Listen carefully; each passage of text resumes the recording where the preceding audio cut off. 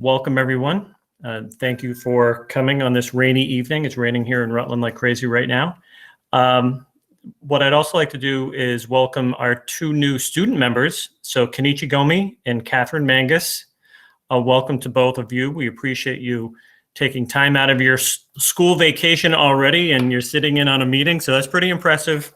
And we'll give you guys time to talk a little bit about yourselves in our meeting in a little bit. Just probably a 35 to 45 minute presentation, if you don't mind. That's a joke.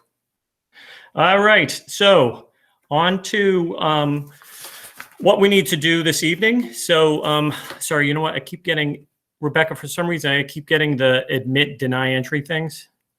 So Deidre has now joined us. Nope, you're good, Daryl. I got it. Okay, Deidre's in.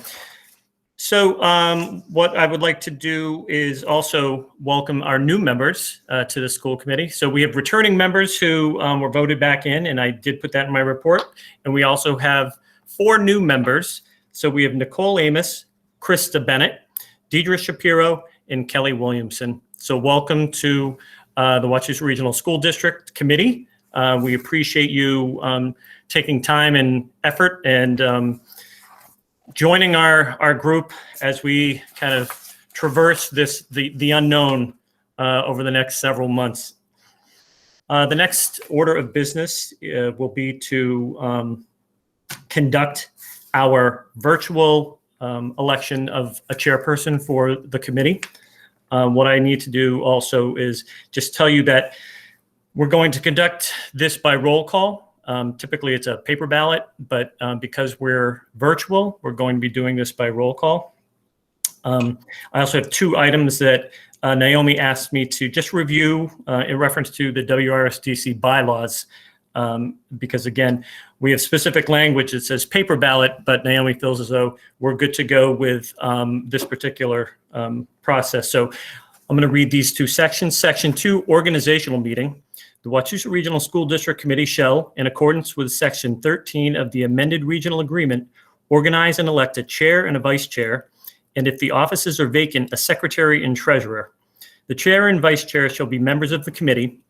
The committee shall elect a chair and vice chair by paper ballot from its membership in accordance with Chapter 71, Section 16A of MGL. The secretary and treasurer may or may not be members of the committee, and if not, may be reimbursed for their work.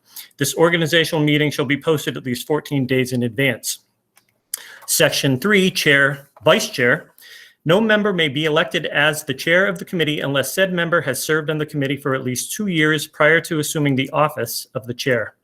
No member may be elected as the vice chair of the committee unless said member has served on the committee for at least 2 years prior to assuming the office of the vice chair. The offices of chair and vice chair shall be for a term of 1 year, and they may not succeed themselves more than 3 additional times. Should the chair be unable to complete the 1-year term of office, the vice chair shall assume all duties and responsibilities of the chair to the completion of the 1-year term. Should the vice chair be unable to complete the 1-year term of office for reasons including being elevated to the position of chair, then the committee at its next regular meeting shall elect the vice chair. Should the chair and vice chair vacate the positions simultaneously, the committee at its next regular scheduled meeting shall elect a chair and vice chair to serve the balance of the 1-year term. So you can also see all of these bylaws on the WRSDC website. So I would now like to accept nominations for chair of the committee. I nominate Megan. I would like Weeks. to nominate Oops, sorry. Megan Weeks. Okay, so we have a nomination for Megan Weeks and Linda Long-Belisle. Is there a second? Second. Okay, second. Are there any other nominations? Seeing none. Rebecca, do you want to take the roll call votes?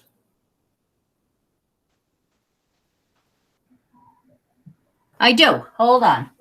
Okay. All right, I'm going to just go by last names. Amos? Abstains. I don't know anyone. Point of order, there's a question with a hand raised. There's Yes, a I question? can. Okay. Yes. I didn't see that. Okay, go ahead. Who is the question? It looked like Malaya raised her hand. Well, I So saw this that is Carl. Carl. I was going to, yeah, I was going to nominate Megan as well. So I'm good. Okay. All right. I was actually going to nominate Mike. Okay, so you're going to nominate Mike. Okay. Is there a second? Second, Okay. Excuse me, who is the second? Second was Matt. Okay, so hold on. So Malaya nominated Mike. Yeah, thank you. Matt seconded. Okay. could I have a point of order here? Sure. Our voting dictates paper ballots. And I'm a firm believer that paper ballots are much different than a roll call vote where somebody's vote can influence others. Is there an opportunity for us to take a paper ballot and email Rebecca, the secretary, where she would be able to tabulate the responses? Per As opposed to Naomi, roll call. per Naomi, no email. She was adamant about no email. I'm just Point of- concerned that a roll call vote is much different than a paper ballot vote. Excuse me. What Yes. a what a Do we Google have any form. other options? Could we use the chat feature to send our vote directly to Rebecca? Well, if you do that, then everyone sees the chat. But Can we make a Google form? Kenichi, yeah, what did you say? A Google form? Yes. You can make one answer that is just blank, and then we can just type in the name of the person who we want to nominate or vote for, and that could solve the problem pretty easily. But the Okay. problem is, in order to spread this Google form, it's a link, so you need to use email. Right. Right. And that's And what- Naomi said specifically no email. no email. Christina, you had a question? Yeah, I would just say, I mean, I understand Matt's point, but we do roll call votes all the time. And as individuals, I think that we can handle not being influenced by others. That's how we conduct our business, is in the public. I don't see this as different. Okay, Laura, you had something? No, you're all set? Okay, Ken had his hand raised. Ken? I don't know if we could all write it down on a piece of paper and show it to the camera at a certain point in time. I don't know if that's, everyone will have already had it written down. I don't know if that's a compromise or not. That sounds like Ready, Matt. set, go.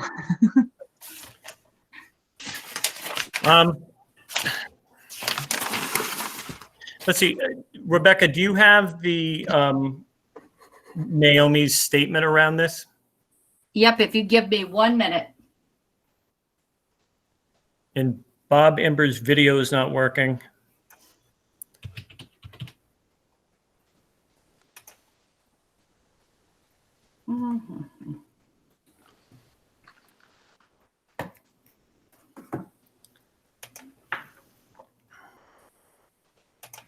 You guys can't see me, right? Okay, can you hear me? Yeah, we can hear you. Last Monday, June 22nd at 6:09 PM, Naomi wrote, "You should do this by roll call vote and absolutely no email votes." Naomi Stoneberg. I say we follow her advice. I'm happy to share this email with school committee, but that's what she sent last week. I think that was one of the original concerns, Matt, was that it specifies in the bylaws that it's a paper ballot. So, which is one of the reasons why Rebecca reached directly out to Naomi about that. So my concern would be this. Why an individual email from a member of the committee to Rebecca being the secretary without notifying anybody else on that, just individual member to Rebecca, where she tabulated those? I don't see how that would be any different than a paper ballot or any type of violation. It's actually has an electronic timestamp and it actually covers us to say, this is who I voted for at that time. So I'm wondering if her interpretation of email was thinking that it would be an email going around to the whole body. I don't see the logic why an individualized email to Rebecca would not suffice. I'd say, Matt, because you cannot verify that you're actually the one that you sent the email unless we check your IP address. So we hold our other votes in public. I can make my own decision about who I'm going to vote for and not be influenced by others. And I think that other members would say the same. Yeah, that's not my concern on the influence. And my concern is that a roll call vote is different than a paper ballot vote. It is by definition of it. And for us to just say we're going to disregard our written bylaws because an attorney said to do it this way, I don't think Are you freaking kidding me? I'm sorry. The circumstances are changed. Let's be real, man. And if you want, my video doesn't work, but you can hear me. And if you don't want to listen to me when I say what I think, I'm happy to be the first to write a chat because that's all I can do right now. But you can't see me, but this is bizarre.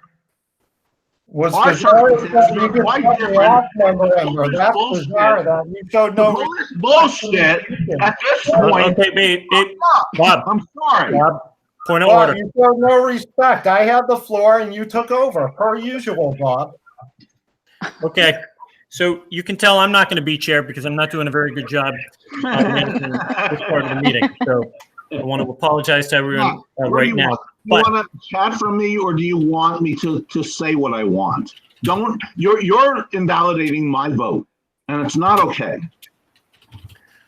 So what we will do, and again, I will, what we can do is we've requested that Naomi give us feedback around how we are to vote through this process. She said to do it this way, take email off of the table. So I suggest we move forward with this process, and then what we will do is continue with the meeting and go from there. So, Rebecca, are you set? I'm good. Are we ready? Okay. Yes, All we right. are. So it's Weeks or Dennis? Yes. Amos? Abstain. Bennett? Bennett? Krista? I'll go Sorry, back. I was muted. Abstain. Brown? Megan Weeks. Dennis? Dennis. Gustafson? Dennis. Haber? Dennis. Imber? Weeks. Kirschenbaum? Laura?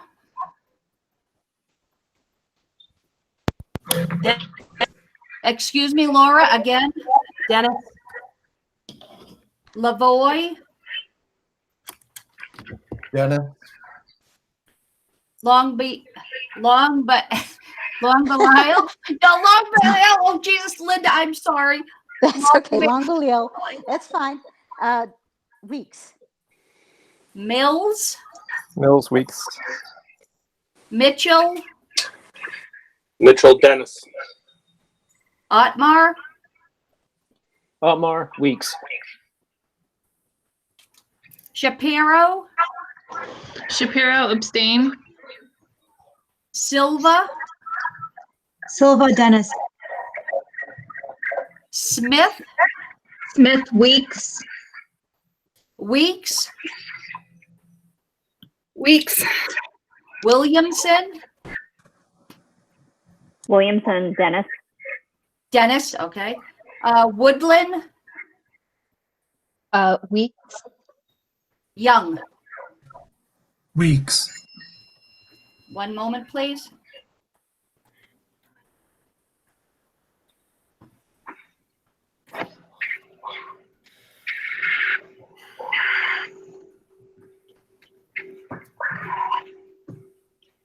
1 second, please.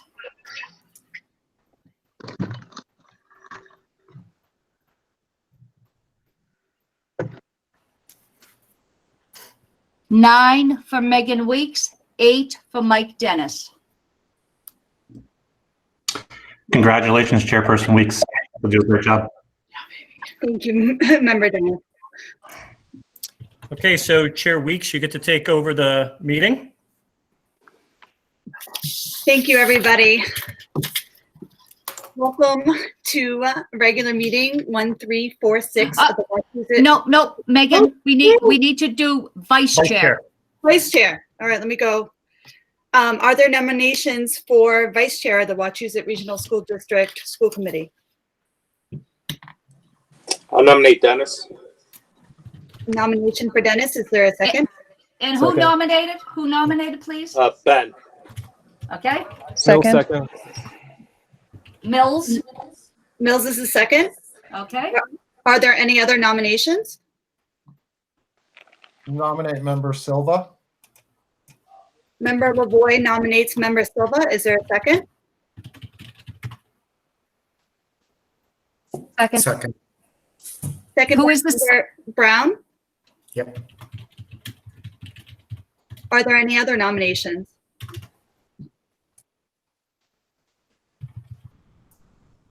Seeing none, we have 2 members. We have Member Dennis and we have Member Silva. Oh, I thought there was, excuse me, this is Linda. I thought that someone nominated Member Mills. No, he seconded. Oh. Yeah, I okay. seconded it. Yeah, I was just identifying myself as Oh, a second I'm for sorry. Rebecca. Okay, then I'd like to make a nomination then. Sure. I'd like to nominate Christina Smith. Member Smith, is there a second? Second. That is seconded by Member Imber. By member who? Member Imber? Yes. So now we have 3 nominations, a nomination for Member Dennis, a nomination for Member Silva, and a nomination for Member Smith. Are there any others?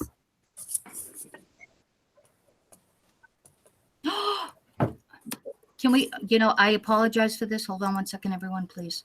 Go ahead, Rebecca. Okay, never mind. I'm good. Go ahead. I'm perfect. Sounds good. Any others? Okay, we'll go by roll call vote. Amos? I'm sorry, I just have a point of order. I have a point of order, Chair. Yes. Has Christina been vice chair as long as I was chair? Because I don't think the vice chair can succeed herself for 4 years. I don't as believe well. so. No, Christina would know. I think Bob Imber was chair your first year, vice chair your first year. My From my apologies. memory, I think. My apologies. I don't remember Bob Member being vice He was. chair. He Bob, was. you have to weigh on that. I just don't He remember. was. Bob would know better than I would. Pre-retirement.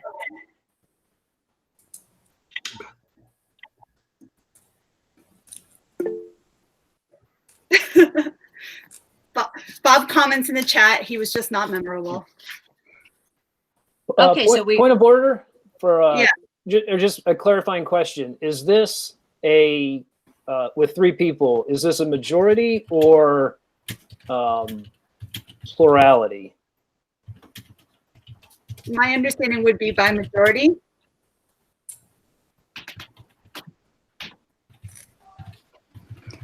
Does anyone know what our bylaws say?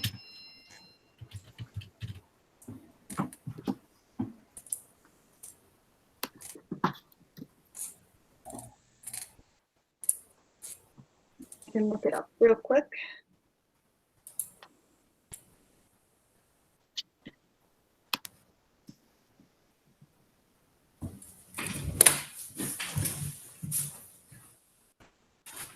Hold on.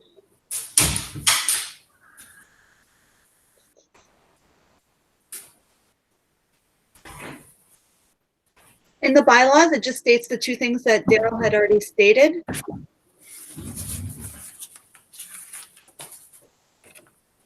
Is that it's a paper ballot 14 days in advance.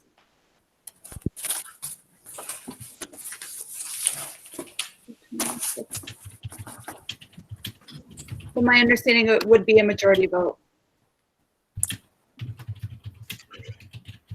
So I wouldn't, I think it's your call at the end of the day, Chair, Person Weeks, but my recollection is that when we had 3 people in an election, that it was plurality, not majority. Okay. I recall the same. I think if perhaps the secretary could, I recall when we had paper ballots, we'd have multiple colors and copies for the plurality, but I would just ask Rebecca that. Rebecca, do you have any clarification on this matter? No, we do the 2 different colors in the event that you have to vote twice. If it was because of a, tie or whatever, and you had to go to a second vote. That's the reason for the 2 colors. That was my understanding as well.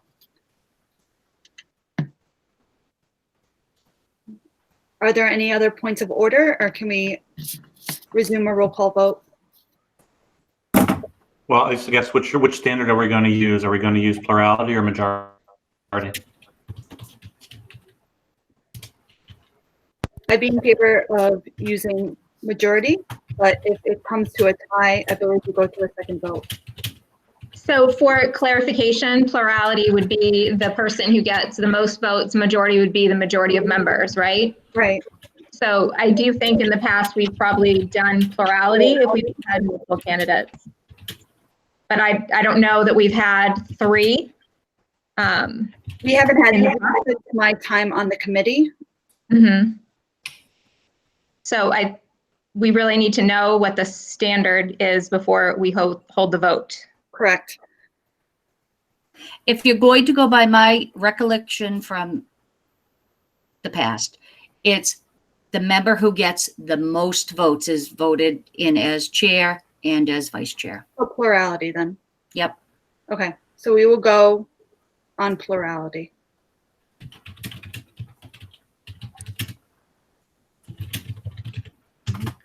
With that in mind, we'll start with Member Amos. Abstain. Member Bennett. Abstain. Member Brown. Smith. Member Dennis. Dennis. Member Gustafson. Dennis. Member Haber. Dennis. Member Haynes. Jeff is not here. Member Imber. Smith. Excuse me, Bob Imber? He has a chat as Smith. Okay. Smith. Member Kirschenbaum. Dennis. Member Lavoy. Dennis. Member Longboliel. Smith? Member Mills. Dennis. Member Mitchell. Dennis. Member Otmar. Silva. Member Shapiro. Abstain. Member Silva.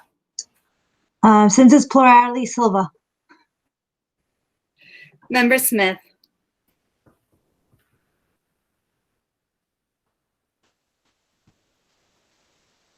Member Smith.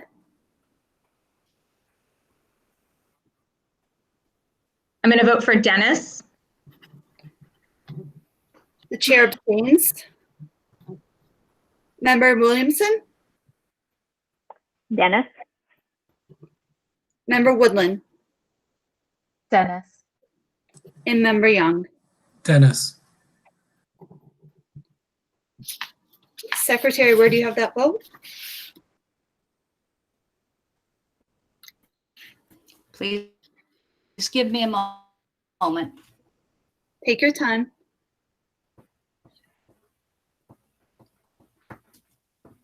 Hold on one second.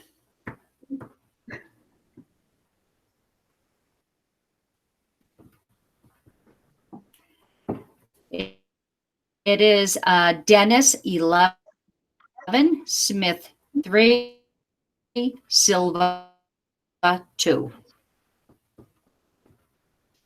Welcome, Vice Chair Dennis. Thank you. I'll try to do my best Dan Quayle impersonation. May you be memorable. I will now entertain a motion to adjourn this organizational meeting. So moved. So moved. So moved. Second. Seconded. As is our policy, especially to new members, during remote times, we take a roll call vote for pretty much everything. So I apologize if this seems tedious, but it's just the way we do things via the internet. So Abstain. Member Amos, Member Bennett, Abstain. Member Brown, Brown, yes. Member Dennis, Yes. Member Gussis, Yes. Member Haber, Haber, yes. Member Ember, Member, yeah. Member Kirschenbaum, Yes. Member Lavoy, Member Lavoy, yes. Longbeliel, Yes. Member Mills, Mills, yes. Member Mitchell, Mitchell, yes. Member Otmar, Otmar, yes. Member Shapiro, Shapiro, yes. Member Silva, Silva, yes. Member Smith, Smith, yes. Weeks, yes. Member Williamson, Yes. Member Woodland, Yes. and Member Young. Yes. Okay, the meeting is adjourned.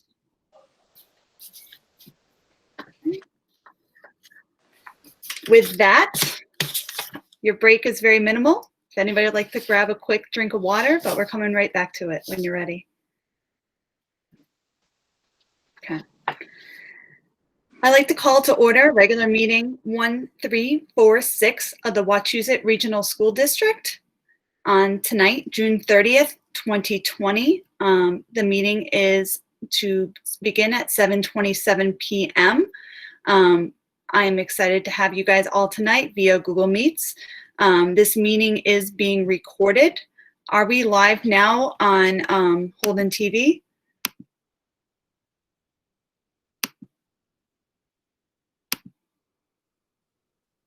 I just want to make sure we're all set before we move forward. So I'm sorry, Megan. Yes, you are, and the organizational meeting was as well. Excellent. All right, we're going to start tonight, as we have in the last few meetings, with a public hearing. Members of the public, if you wish your voices to be heard, please forward any questions to questions@wrsd.net. That is questions@wrsd.net, and we'll be happy to read your comments in the second half of the meeting tonight. We do have a few comments to begin our meeting tonight, and I'd like to read those for the public. The first public comment comes from Bridget DeMilo, who lives at 20 Holding Road in Sterling, Massachusetts. She states, "Hello, I hope you are enjoying your summer so far. I know that you're fielding a lot of questions regarding school budget, but I wanted to ask one. My question is, what is the rationale to include middle school sports in the Tier 2 cuts? As I understand, middle school sports, our fees cover transportation and referee fees. The approximate $62,000 that is in Tier 2 is paying for the coaches' salaries. To me, it doesn't make much sense to cut an entire program of 3 seasons with up to 2 to 3 sports per each season for 5 schools. $62,000 seems like such a small expense for programs that touch so many kids. This one particular cut hits close to home as my daughter is entering 8th grade and is looking forward to participating in her last year of school sports. I also feel this decision is not taking into account the mental and physical health of the kids from our 5 schools, especially after they have lost so much over the past few months. I understand that ideally we would have no budget cuts, and these decisions are very challenging. I have also reached out to state reps requesting funding for our school district. Thank you in advance for our guidance." Point of order, I believe we have members of the public that came to this meeting at 7 p.m. and are waiting to speak live. Let me check. See who we have on our meeting tonight. Thank you, Member Lavoy. Are there members of the public here waiting to speak live? I believe Belle McNamara is. Yes, I was going to have her speak next, if that's okay. Belle, do you have a minute or are you in a rush tonight? I have a minute. Okay. Do you mind if I just read? There's just 2 more Of emails. course. Yeah, no problem. Okay. But if you'd rather go first, that's fine by me. Okay, I'll wait. It's my first time here, so Me too. I'm a little nervous. All right. So Belle, if you don't mind me just reading 1 or 2 more of these. Okay. So here's a second letter that was submitted to us tonight by Sarah Cochran-Smith and Benjamin Cochran-Smith. Their address is not included. Dear Chair Mills and members of the school committee, we are writing to express our concern and displeasure at the proposal to pay AA Transportation 75% of the money the district would have paid for bus services during the shutdown period. To start, the practice of paying for services not received only recently became legal under an act relative municipal governance during the COVID-19 emergency, signed by the governor on June 5th. This speaks volumes about whether or not such actions are in the public interest.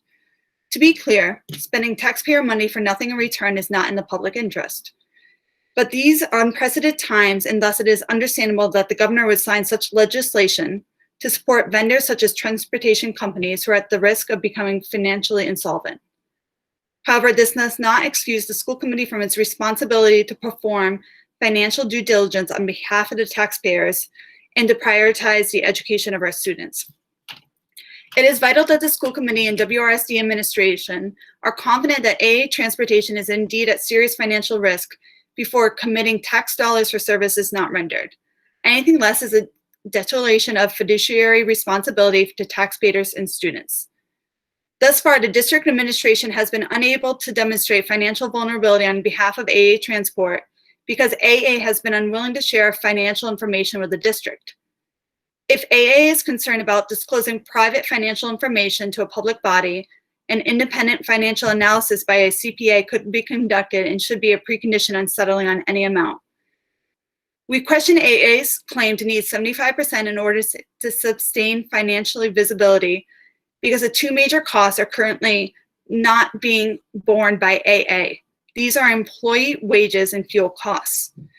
AA Transportation has argued that they need more money to protect their employees, but AA bus drivers were laid off and thus should be receiving unemployment, including any state and federal bonus money.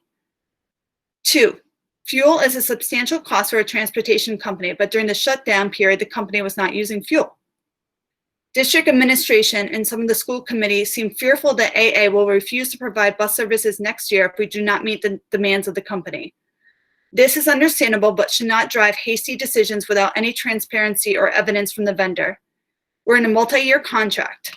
Surely that contract has protection in place for district and avenues of financial and legal recourse for breach of contract. Some members seem concerned that AA will act with retribution and drop WRSD as a client. One school committee member described the district as backed into a corner.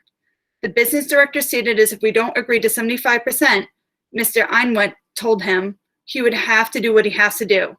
Is that the behavior of a quote unquote community partner? No, this sounds like a threat.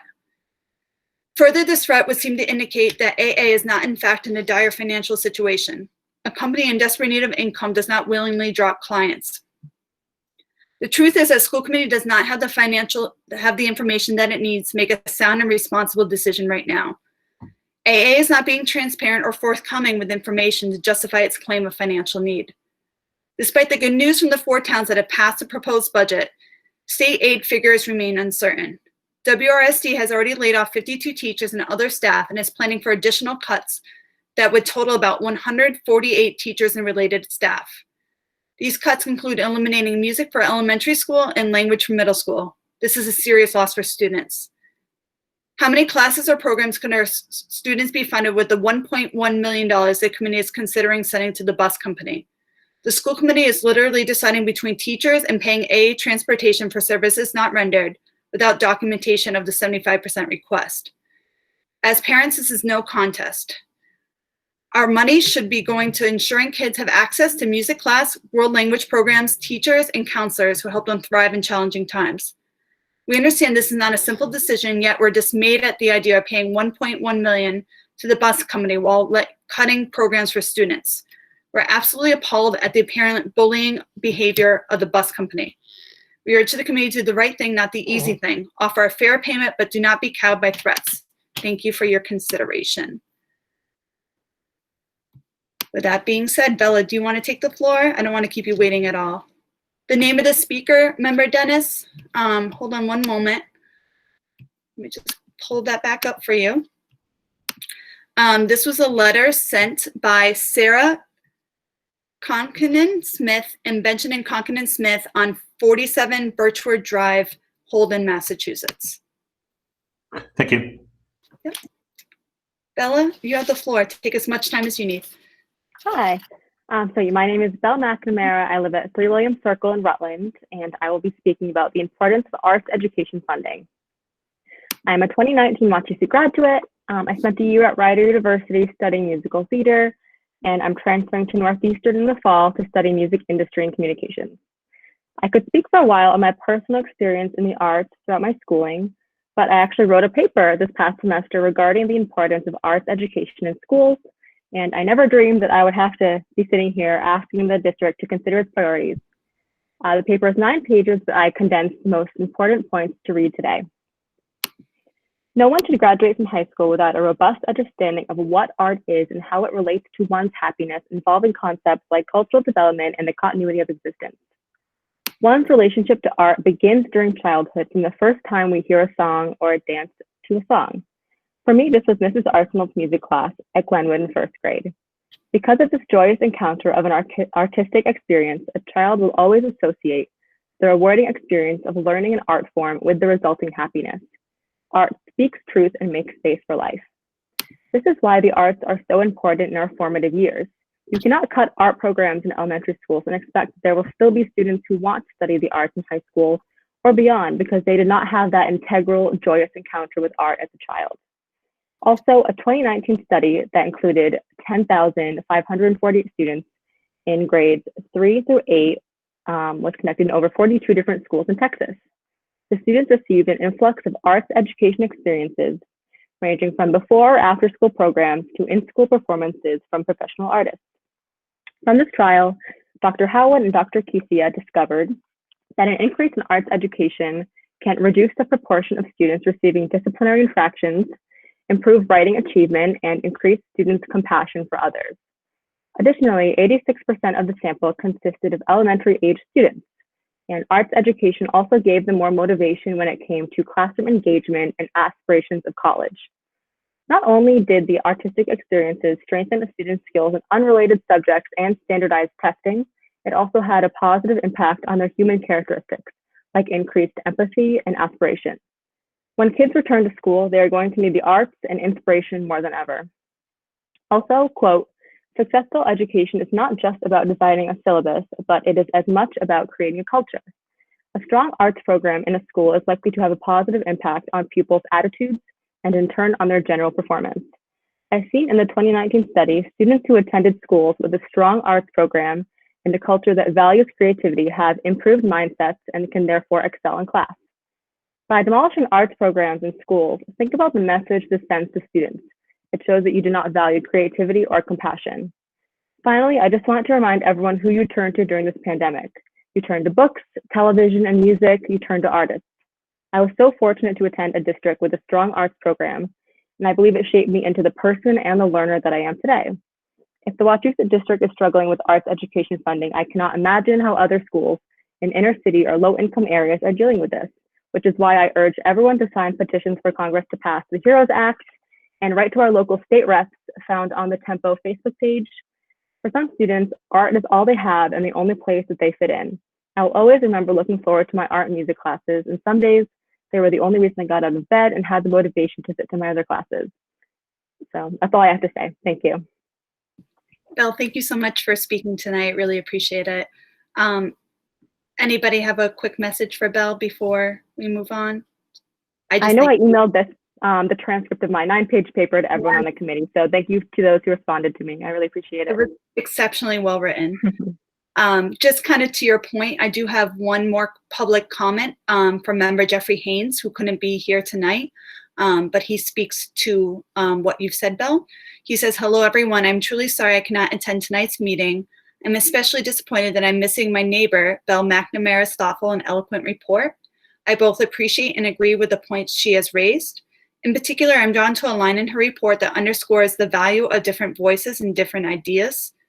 This resonates with me because after hearing the powerful comments from both students and committee members at our last meeting, I feel that it's essential that we form a standing committee on diversity.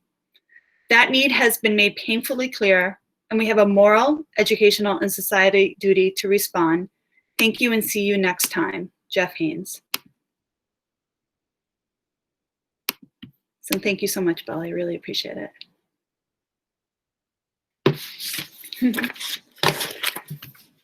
Great.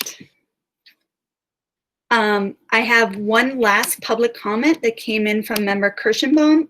Member Kirschenbaum, just as a point of order, was this comment from yourself or is it just a comment in general?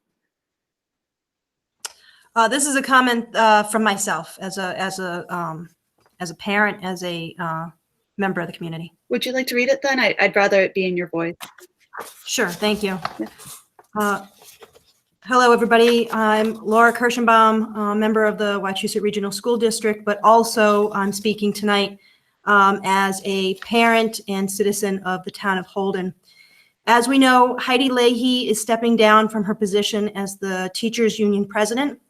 When I was fairly new to Holden and a new and concerned parent of elementary school aged children, I sought information about the Wachusett School District and clarity on some of the challenges I thought I was seeing in the schools. I had lots of questions. Then I met Heidi, who was serving as union president and was collaborating with the citizen group I Am Wachusett to help address the funding concerns both locally and with the Commonwealth. To say the least, Heidi was a wealth of information to me regarding those concerns. She helped me to understand how a regional school district is resourced versus how a town or city school is resourced. Heidi is one of those educators who relentlessly advocates for the students she teaches, as well as all the students of the district. To name one specific accomplishment, Heidi was instrumental in the development and distribution of the Support Wachusett Schools campaign, which since its inception has successfully encouraged all 5 towns to pass the proposed budget, and which I predict will be successful again this year, as 4 out of the 5 towns have already passed the budget to date. Second, Heidi has tirelessly worked with the MTA to shed light on the Massachusetts chronic underfunding of public schools, and specifically the deficient transportation reimbursement for regional school districts. Heidi has taken her job as union president and teacher to all new heights. She is unwavering in her advocacy of our students and the resource needed to support them, even if that means giving a reality check to this board once in a while. Thank you, Heidi. Your clarity, truth-telling, and tireless efforts to make our public schools better will be missed. Thank you. Thank you very much. And I certainly have a lot to learn. And I'm hoping that further meetings are presented with further clarity. We're going to move to Chair's opening remarks and then move along with our agenda, as it is a very full agenda tonight. First of all, I just wanted to state very clearly that I am very honored to accept this position. I am looking forward to this year ahead. That is definitely with significant challenges, but I would like to frame it as a year with significant opportunities. In this world of COVID-19, we have quickly learned that the world can change on a dime within moments, that weeks no longer matter, months no longer matter, but in the matter of hours, our whole lives can change. For me, that means that we as a committee, and moreover, we as a school district, begin to learn what works for kids and not simply what works for us. that we take this time over the summer to truly listen and learn what has worked for our students during remote learning, what hasn't worked, and what we can do better as a district moving forward in the future. Moreover, I really look forward to this committee digging into equity and diversity, not simply in our curriculum, but also in our hiring practices, that we look to one another as a district, as a reflection of this great nation, and not simply what we have in front of us. The need for all voices to be heard is something that I want to work as chair. I want to make these committee meetings a safe and welcoming place for every single member of this committee to have their voice heard, especially our new members tonight. I wanted to very warmly welcome our new members, Nicole Amos, Krista Bennett, Deidre Shapiro, and Kelly Williamson. And I want you guys to know from your first meeting today forward that your voice is as important as any other voice on this committee. This should be a place where we are working at the creation and revision of policy to achieve these lofty goals stated above. I also want to welcome our returning members, Member Brown, Member Dennis, Vice Chair Dennis, and Member Kirschenbaum. Moreover, I really want to welcome our new student reps, Member Catherine Magnus, and my fellow Princetonite, Kanechi Gomi.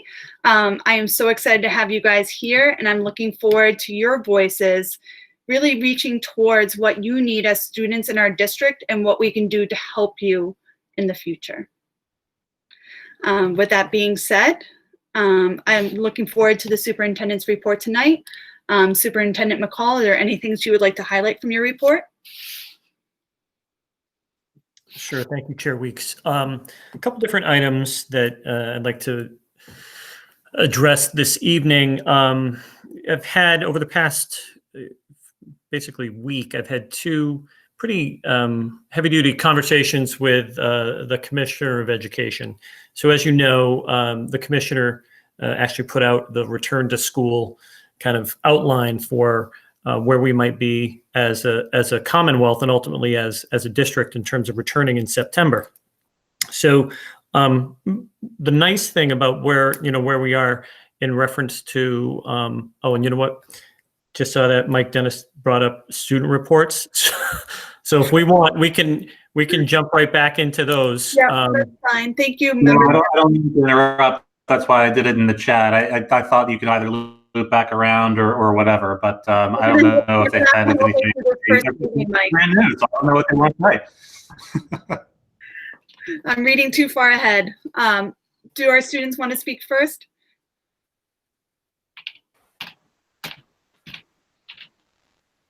Okay, sure. Why not? Great. Hello.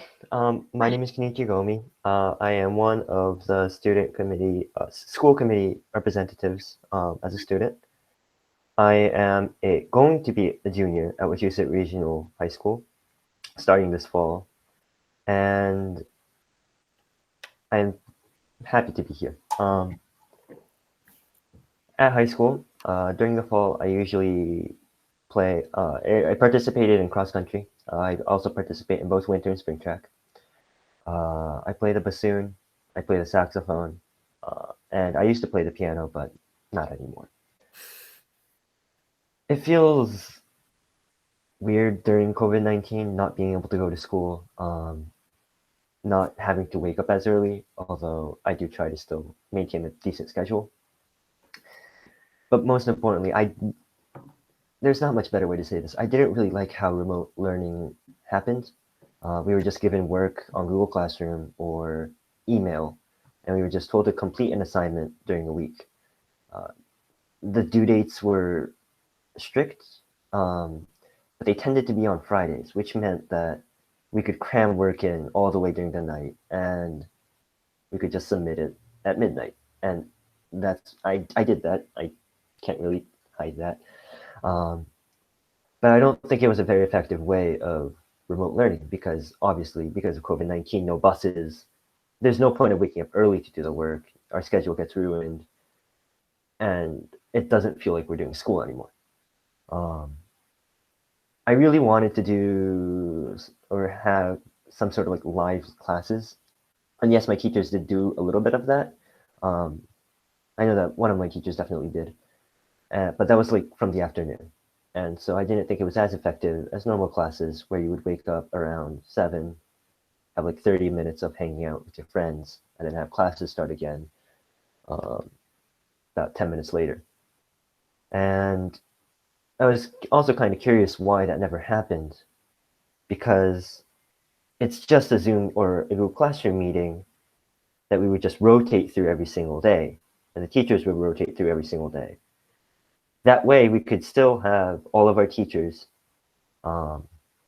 still teaching us, and we wouldn't have had to lay off any of them either, as I heard happened. I also learned about how ignorant I was about what was going on in this district, because I actually didn't know that many of our teachers were laid off until a few days ago, or yeah, so. I look forward for further meetings and the rest of the school year. Thank you. Thank you so much. I know Catherine's having some connectivity issues. Catherine, are you on right now? I think I saw that she left the meeting. Yeah, she's been on and off, but I want to make sure she has her time if she wants it.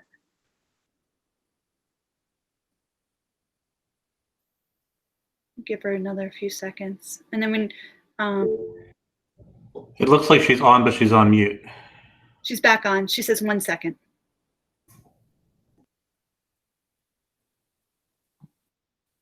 Catherine, whenever you have time. Can you see me? I can see you. I'm so sorry. My computer is like going on and off and everything's just like not working. I couldn't hear you guys for a while, so. Don't worry. Can you guys hear me now? I got you loud and clear. Okay, thank you. Hi, I just want to introduce myself. I'm Kate. I'm a senior. I live in Paxton. Well, I'm going to be a senior. I'm just really excited for this opportunity, and I'm hopeful for what the year is going to be like. Just a little bit about me. I'm in NHS. I'm an active member of student council. I'm also on the golf team. I'm in science seminar as well, and a bunch of other science clubs. I think just like the only basic thing with the student body is we're awaiting our schedules for next year, and we're just like eagerly awaiting what the school year is going to look like. But besides that, there's not really much going on, and we're just excited to see what the year is going to look like. Awesome. Thanks so much. It's so nice to meet you.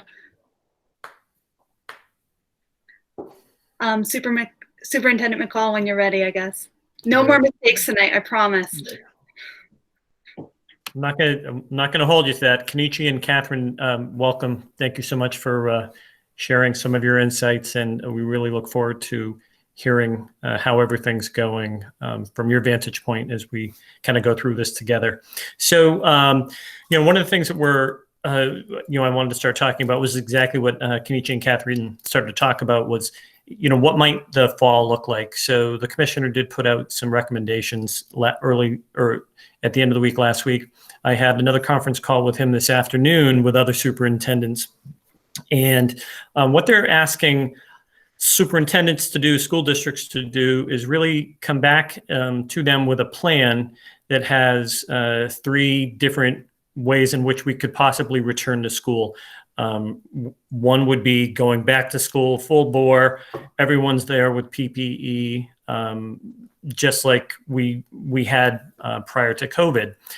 The other one would be a hybrid model where maybe it would be a week on, a week off, where half the school would be in for a week at a time and the other half would come in the following week. That's one example. And the commissioner has used the week on, week off example many times. So typically when he says something several times, it's something that they're leaning toward. And then the final one is really remote learning, similar to the way we did it this spring. The issue would be us developing a much better plan of action for how to deal with this, because everyone was kind of caught in the same type of situation in terms of having this just come out of nowhere and then not being able to really plan it out the way that school districts typically plan things out, which typically takes years. So one of the things that we've done as a school district is we've pulled together our task force, and I've asked Director Keenan to talk a little bit tonight, if you don't mind, about the advisory task force, because they did meet several times, individual groups as well as the whole group. And I did want to give them the opportunity to just talk about where they are with the process. The great thing about what they did was that it's aligned nicely with what the commissioner put out last week. There will be more guidance around some other things that are going to be coming up in the next couple of weeks. And, again, the big push for us right now is really looking at how we could maneuver some of these different types of situations, maneuver through them, in terms of social spacing, social distancing, our transportation to and from school, how we might end up looking at a learning platform outside of school if there is an online component that has to occur. So all of those things are also under consideration. But Director Keenan, could you talk a little bit about the advisory committee? Absolutely, and thanks for giving me the opportunity. Just briefly, to give people an idea of who was on the task force, we had a great stakeholder group of about 34 people that represented different community groups and also parents. So we had central office administration, school administration, faculty and staff from the district, parents and students, medical professionals. We had some medical professionals and doctors who are also parents in the district, mental health professionals from UMass Medical, as well as our own counselors and psychologists, school committee members, and very importantly, school nurses from the district. And we met in the month of June, virtually, obviously, and they were tasked with, and what we organized were coming up with contingency plans similar to what the superintendent just discussed, related to health and medical, mental health, and academics, and then looking at some smaller domains such as having a communication plan, stakeholder input, which developed the survey that went out that we had over 6,000 responses to, food services, routines and procedures, transportation and technology. We did this before the Department of Education guidance came out, and I was actually very encouraged to see that we were definitely on the right track, because in many ways what we were doing mirrors what's coming out from the department. So we do have a lot more work to do, but we do have a good jump start on what we need to do thanks to the hard work of the group.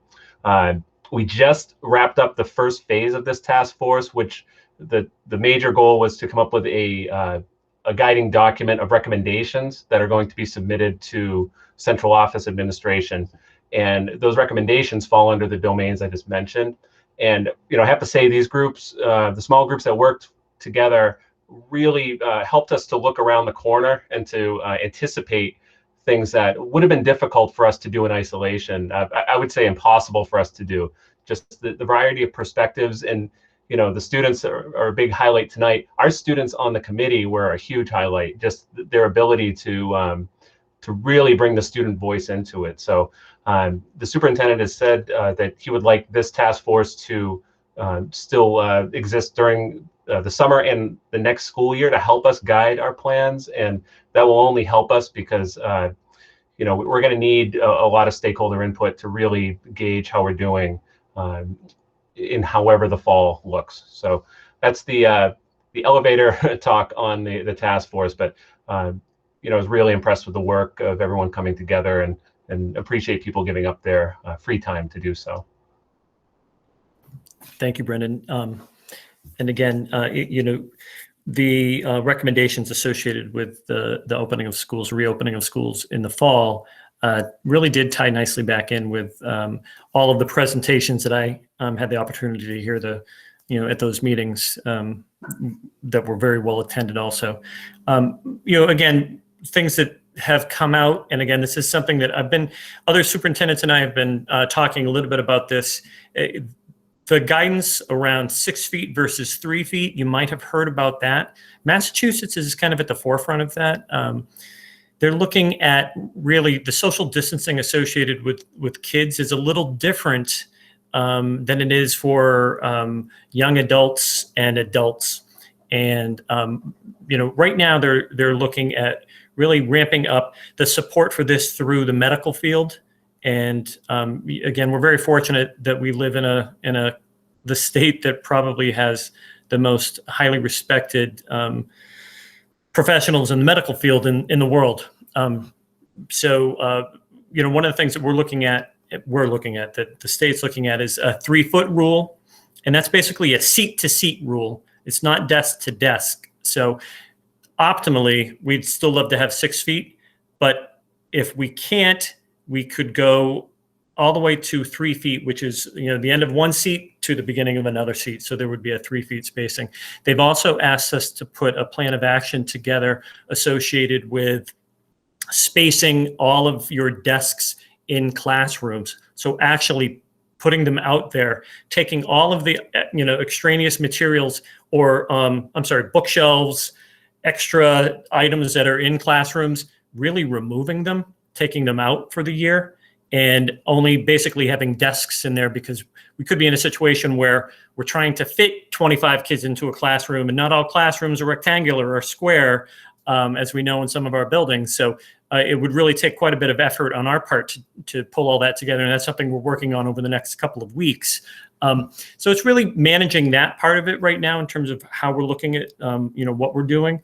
But, you know, I have to commend Brendan and his group for pulling so much information together. I mean, there is a huge amount of information, and it's absolutely fantastic. The survey that went out, Brendan's analyzing that information. He's incorporating that into the final report. So once that is fully completed, we'll be sharing it back with the committee. And thank you to the committee members who also had the opportunity to sit on that task force. That was it was helpful to have so many different voices to be heard as we kind of move through this.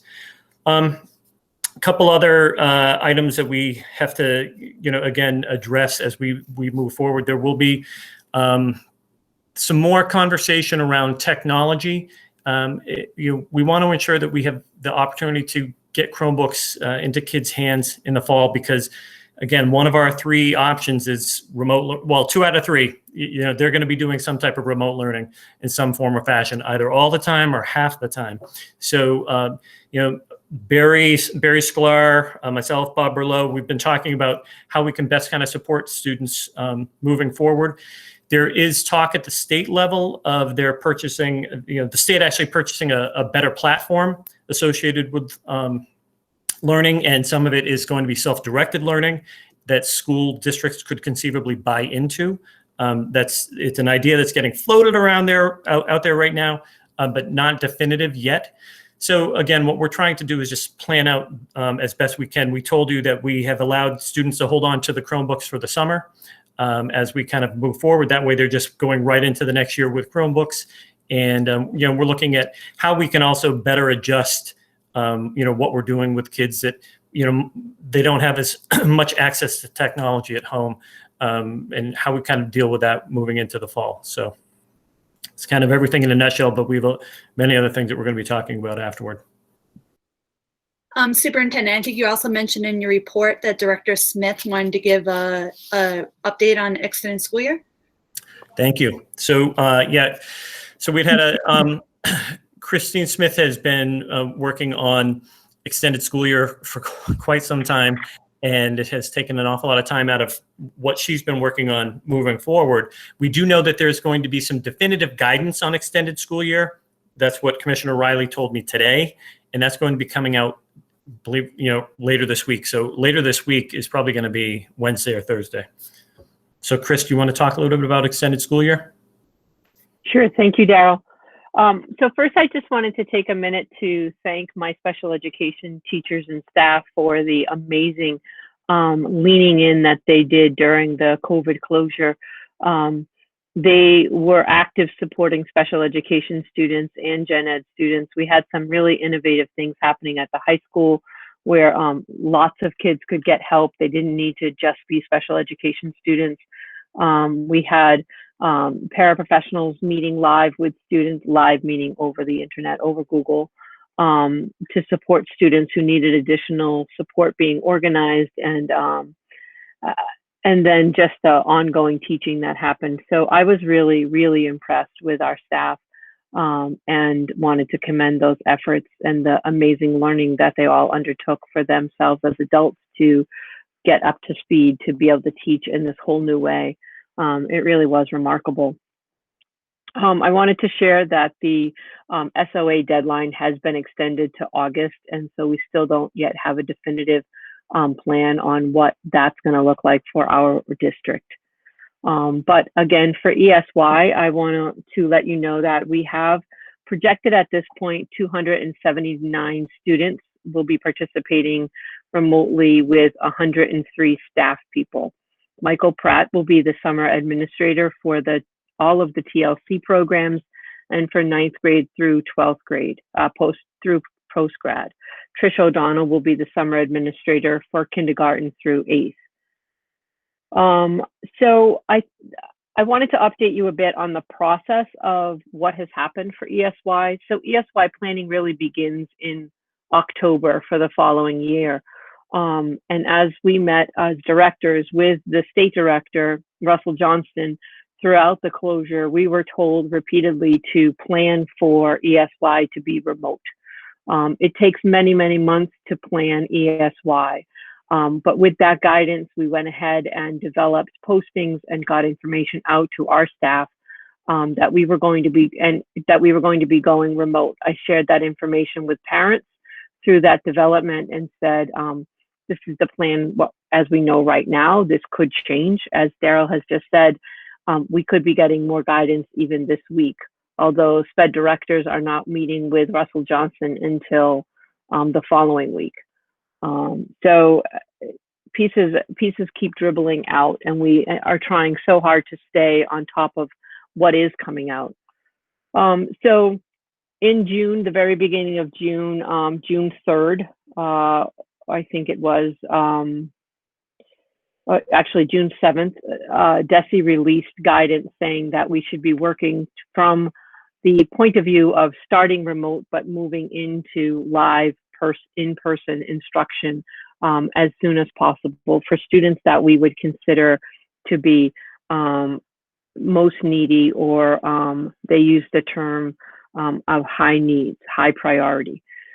And that is somewhat subject, that definition of high needs or high priority, but we would consider that in the field to be a student who has not been able to access remote learning, who has been without services really for the duration of the closure. And as you can imagine, most of our students, or quite a few of our students who would participate or be eligible for extended school year, are in fact those very students that are our highest priority students. So we are in a bit of a moment, right? Because we have been focused on remote learning, and now we shifted our gears at the beginning of July to consider what that would look like, bringing our highest priority, but in some ways our most fragile students into our school buildings as our very first students back into school with our staff.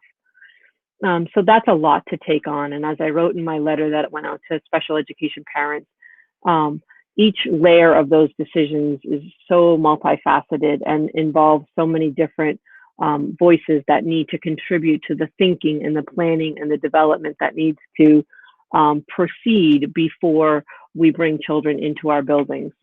So that's the place where we are right now. And I have to say that for some of my families that may have felt like we're being a little slow, I want to offer that I'm not trying to be slow.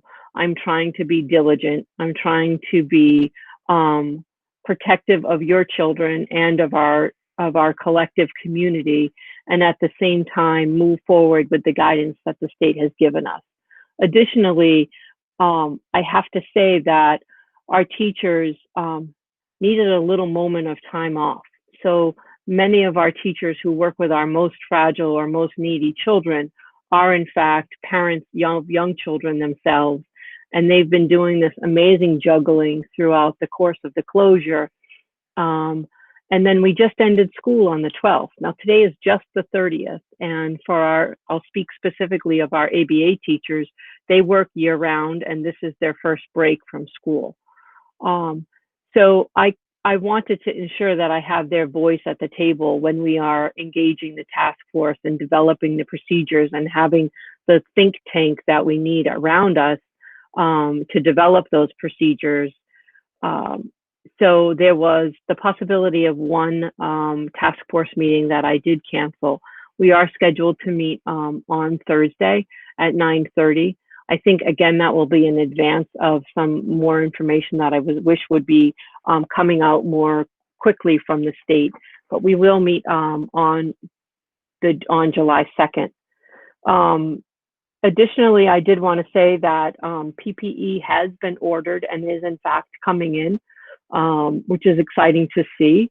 I know that DESE also released some training videos on how to use the PPE and how to properly don and doff the PPE, which is important. We will be developing procedures around cleaning, transportation, developing ideas around how do we bring students into the school building? How do we, who are those students that we should be looking at first coming into the building? Obviously, all parents are at choice about whether or not how they decide to engage in the next step. So what we predict is going to happen at this point is that once our teachers are engaged for summer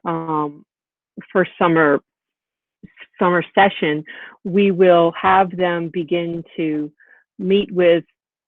electronically meet with and gather information from parents to determine what schedules could possibly work to bring their students into school for selected services and opportunities to be in session. So those are sort of baby steps towards where obviously we would hope to have all of the kids in the building, but we need to proceed carefully and judiciously for everyone involved. I think that's all I have to update at this point. Great. Thank you, Christine. I appreciate that. And then again, just to wrap back around, someone had earlier mentioned the fact that we had our 4 towns, 4 of the 5 towns already passed a budget, which was huge. So I do want to thank the WREA. They did a great job enlisting folks to show up at the meeting to not only kind of just show, hey, support our schools, support our kids, but also, there as residents, because we have a lot of people who work for the district who live in our 5 communities. And I can tell you, because I've been going to town meetings now for 21 years in this area, most here in Rutland, but that wasn't always the case. So I attribute that to, I think, the connection that Heidi and her group has made. It has been very helpful. And I can tell you, our town meeting in Rutland, and this is from my own experience having gone to so many, was probably even though we were in cars and it felt like we were in a theater, it was a wonderful experience, and it was probably the most supported budget for Wachusett ever, by far. So I just wanted to thank also all of you for taking that step. So the good thing is we're able to move forward with the town side of the budget. The challenging part is, and we all know this, is that we're still waiting to hear where we're going to be with the state funding. The state's still waiting to hear where they're going to be from federal funding. So thank you. Thank you, Superintendent. I think we would be amiss if we did not quickly recognize the Wind Beneath Our Wings recipients, as well as the foreign language award winners as well. So kudos to everybody. For new members in this weird but seemingly effective online forum, typically after the superintendent gives his remarks, we give members an opportunity to have approximately like a 2-minute window to offer their questions or comments on the superintendent's remarks. And we typically go in alphabetical order, but since we have a number of new members at the top of the alphabet, the chair is actually going to start at the bottom of the alphabet and work up, so everybody can kind of see how this works and you're not put on the spot in the first 30 seconds. And yes, typically the Business and Finance Committee, most of our subcommittees will be formed after this meeting, but Business and Finance has been hard at work with all our budgetary constraints at this moment. Vice Chair Dennis is also the chair of Business and Finance. Mike, are you comfortable going first again, or do you want to wait until subcommittee time? It's up to you. No, I think if you'd like for me to speak, I would speak to you about the business and finance. Basically, we're taking the business and finance subcommittee report out of order for the purpose of discussion in the superintendent's. If that's okay with you, you are breaking up a We've little. done, the last several meetings based on. Happy to go on with the business finance subcommittee report if that's appropriate and you can hear me. That is appropriate. I am having a little trouble hearing you, but we're kind of getting you in waves. Well, I'll do my best. Very quickly, as Superintendent mentioned, budget was passed by 4 out of 4 towns. Paxton is scheduled to vote at the end of the summer, but I really think that it's a testament to our communities that have come forward and supported the budget in the way that they did. I think they understand the import and the impact that the district is feeling and what that means for our students and staff. I'd also be remiss, one of the most comprehensive and cogent summaries that I've seen from one of our community leaders was from Sheila Dibb in Rutland. And I thought that her sentiments and insight on the reasons to consider and pass this budget was right on point. The Business and Finance Committee met last on June 17th. There were a number of issues that we've discussed. Several of them are in the form of motions on today's agenda. The discussion around transportation settlement and whether or not it would be appropriate to access excess and deficiency at this time and what amount are both on the agenda in the form of motions, and I'll defer any comment on those until we come to that part of the agenda. We did have a discussion on, as we're starting to wind towards the closing fiscal year 2020 budget. One other piece of good news that emerged in our last meeting was that as we were tracking a number of revolving funds that we were looking to be able to bring forward from 2020 to 2021 through funds that were unexpended, the administration was able to identify an additional, I believe it's $300,000 above what was originally planned and is not listed, as far as I understand, in the tier reduction sheet. So that was certainly contingency planning for fiscal year 21. Again, related to the 5 tiers of cuts that this committee has discussed in the past. The committee has continued to ask for a timeline of action over the course of this summer. We asked again at our last Business and Finance meeting. It's probably the 3rd time or more that we've asked. We were told that we would receive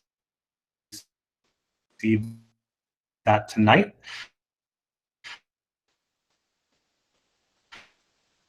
Have not yet. But what are the what our staffing level need to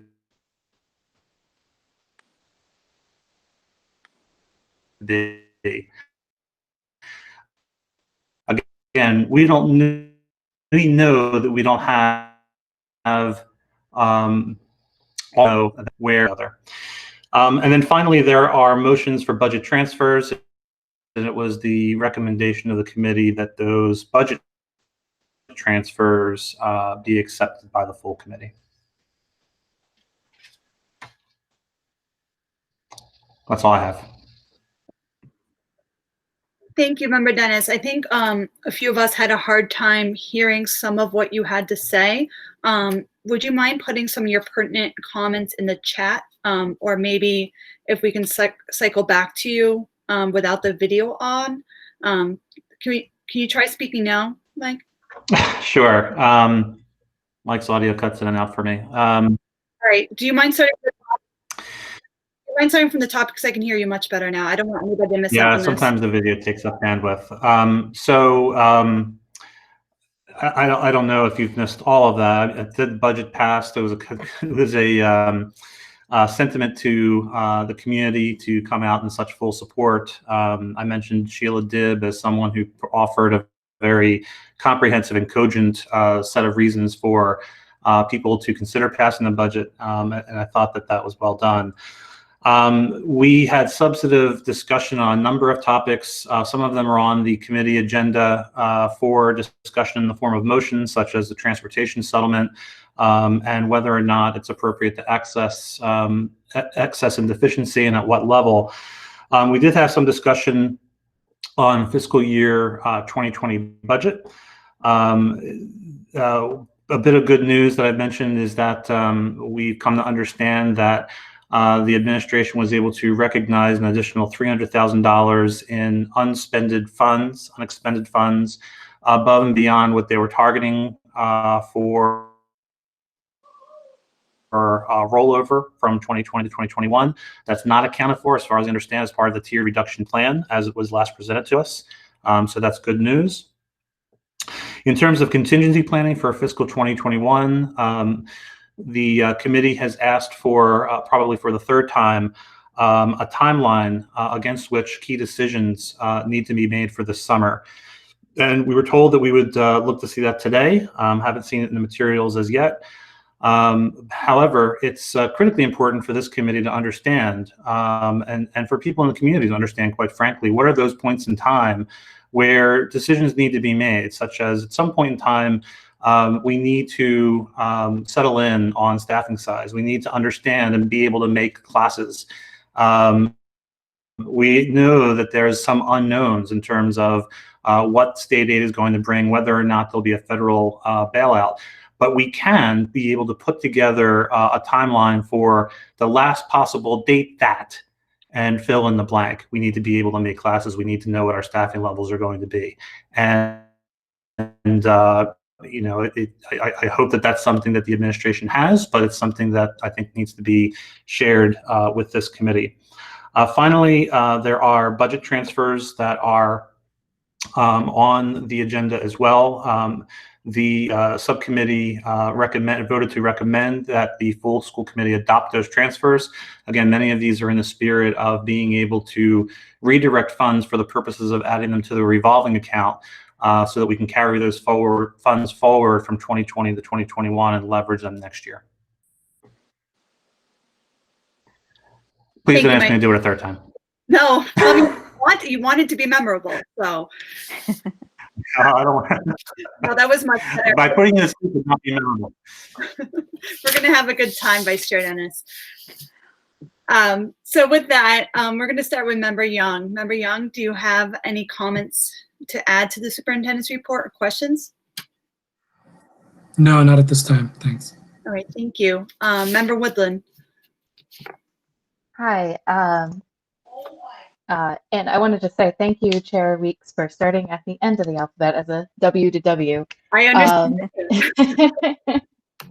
I just want to reiterate the question and the point that Vice Chair Dennis made about the timeline of triggers, but also just when could we get an idea of what we need staff-wise to carry out the guidelines as they've been presented so far. I know there's so much in the works, in the air. Things can change, as we see with extended school year. Things can change so quickly. But to have that on our plate would make it easier to talk with our community, who have a lot of questions about the layoffs, what the layoffs are so far, what they are to be in the future, the tiers. There are so many questions on that. So looking at what, as you had looked at with the staffing plan before when things were normal, to see what we would need under these new circumstances to adequately open up our doors. That kind of plan, I I would really like to see sooner rather than later. I think that everybody would. So I want to make sure that's said. And then also to the point about the tiers, a lot of questions have been coming across about the priorities, as Sterling resident Bridget had mentioned, had submitted in her email about the sports, there have been questions about music. So rationale of where those programmatic decisions are getting made, I think really need to be presented to this committee, and I would appreciate that. And with that, that's it. Thank you. Sure, Linda. So those are good questions. I think one of the things is we're kind of looking at this, working on this collectively behind the scenes. You're exactly right, which is things are changing from day to day. So this is probably one of the more challenging, well, not the most challenging time that I've ever experienced in terms of being an educator over 30 years, because there's no constant right now. Nothing has been defined yet. So we're kind of in that process of, okay, we do have to project out. And I Co-Chair Dennis, I understand, we did talk about trying to get something out to you by the 30th, and that was my goal. But as we ended up getting, we have a budget passed. So I wasn't necessarily anticipating that happening as quickly as it did, which is fantastic, but it happened. So that helps us kind of assess where we need to be financially a little better. So it gives us the opportunity to say, okay, here's where we're going to start July 1. This is how it's going to work out. Director Didi has been working behind the scenes on doing, 500 other things, as Member Dennis mentioned, closing out FY20, starting FY21, and we're also looking at how we kind of plan this out. The other part of this that makes it a little more challenging is how, it's the 3-tier plan or associated with being in front of kids all day, having half the kids in front of you, the spaces associated with where it might be. Are kids allowed to eat in the cafeteria? I talked to Bill Biendo. We basically have to, it's that first week of August. We're going to spend the month of July literally pulling all of this together, because it's literally going to take that long to define what we need to do. I wish we had answers to the questions, because I get them all the time as well. I'm getting a lot of emails every day from parents just saying, hey, do kids under 5 have to wear a mask? Hey, what's going to happen on the bus? How is a van going to work picking up more than 2 or 3 kids?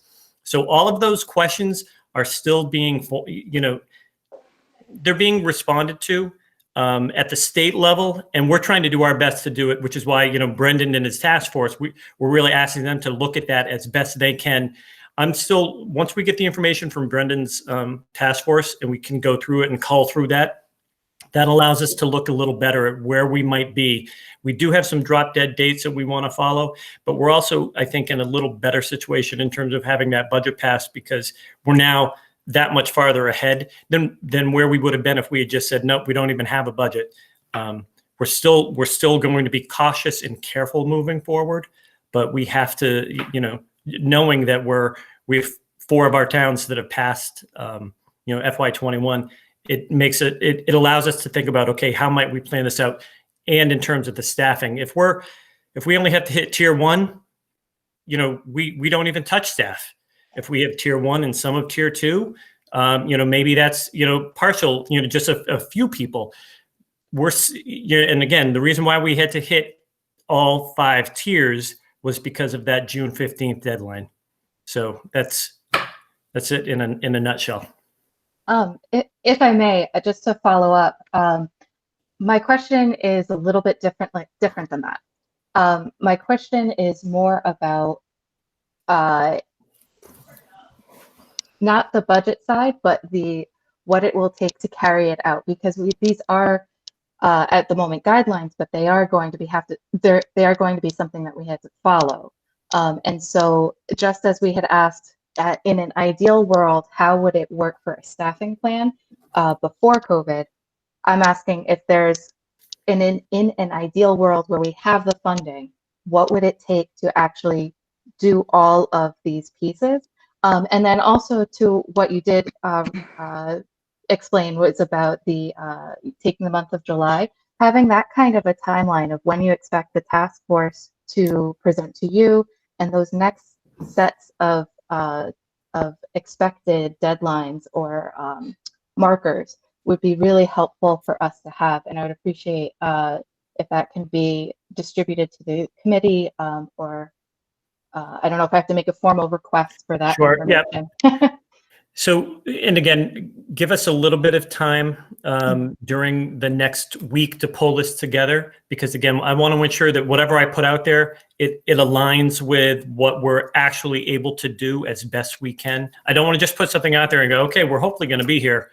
That's what the state's doing an awful lot of the time, and it's really, really frustrating.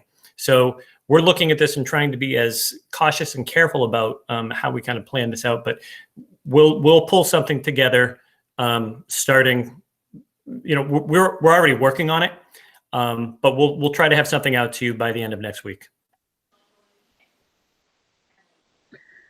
Member Long-Billy, I see your hand raised. Is it a process question? Because otherwise I just want to give everybody a chance to speak. No, it was not a process question. All right, do you mind if we get to you in a little bit? Okay. Hold that thought. Okay. Member Williamson? Nothing at this time. Thank you. Okay, the chair is going to yield her time. Member Smith? We can't hear you. Sorry, thank you. I forgot I was on mute. Good evening, everyone. So I know we have this guidance from the initial fall school reopening guidance, and just because we have this guidance doesn't mean it really gives us a blueprint, as Dr. McCall just said, for our reopening. It's essentially a skeletal document. The first 7 pages, if you read it, 7 or 8 pages, all philosophy about let's get the kids back in school. And that's what I see throughout the document.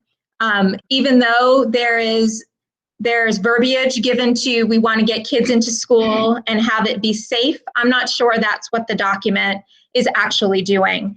I'm concerned about the 3 versus 6. I attended the Board of Elementary and Secondary Education meeting this afternoon. Whoa, those are really long, just about as long as our meetings. And they were talking about the 3 versus 6, and the Dr. Nelson that you may have seen on TV last week and Dr. Fisher were saying, oh, it's fine, 3 feet. I think about my own classroom, that's about what it is now. So when I think about that, I think, this might be part of the, let's get all the kids we can back into the schools. So I don't really, if I have to stay 6 feet away from people in the grocery store and there's plexiglass and I have to step back, why all of a sudden in a classroom is 3 feet okay? Just because the guidance says it doesn't mean we do it.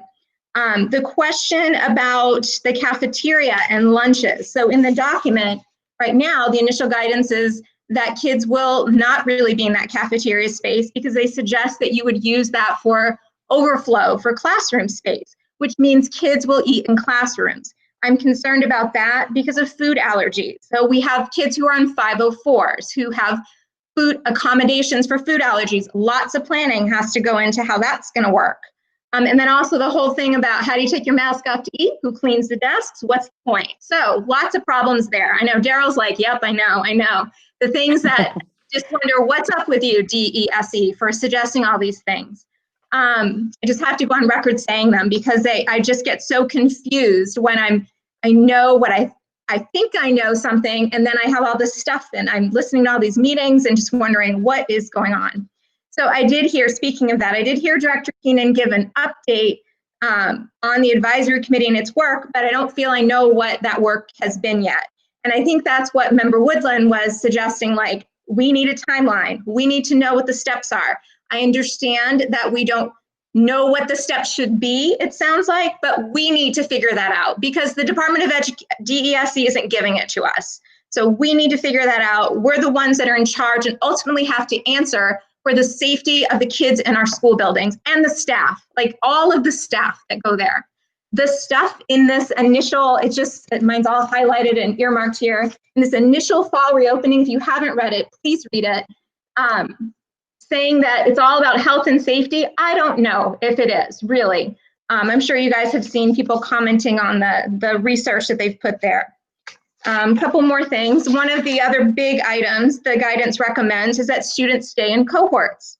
While this works in an elementary school, I can see doing this. It's kind of how they are now in elementary schools. Middle schools, we can make it work. They're in teams in some of the schools, not all. I know Mountain View had done away with some of the teams, but they know how to do that. The high school, 2,100 kids, totally different ballgame with how we can put kids in cohorts. The cohorts are there so we can minimize movement. Kids are not going to, they should not be walking around the halls freely. So how is that going to happen in a large school? And even our elementary schools are large with 400 to 500 kids in some of the schools. That's very large. Let's see. Oh, so today at that meeting, another one besides the meeting, hand washing. How does that happen? Again, elementary model, teachers take their classes to the bathroom. How are we going to do that in the high school and the middle school? All of the points during the day. So those are things we have to figure out, I know. The Board of Elementary and Secondary Education today, they put in some places about student learning regulations, and you can find those online.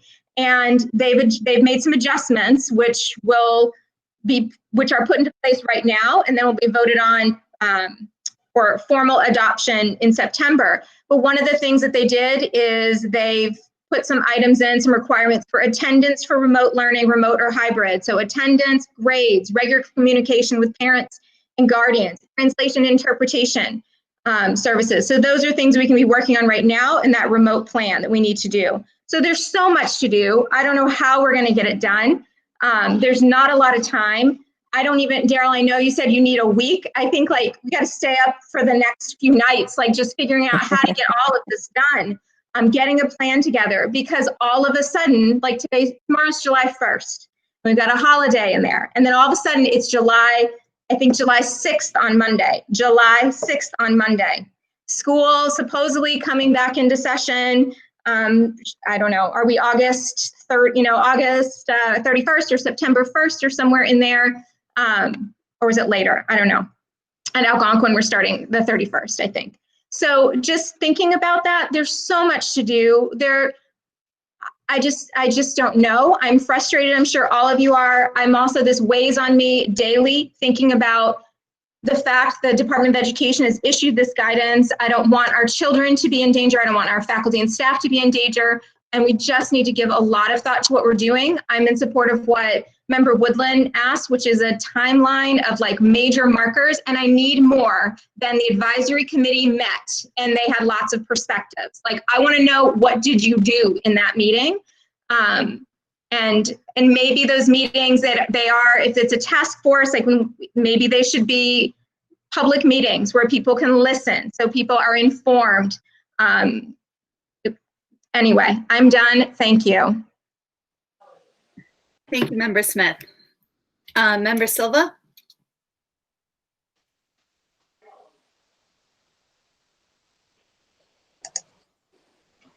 I think all my comments that I would have said have already been made, so I'm going to pass.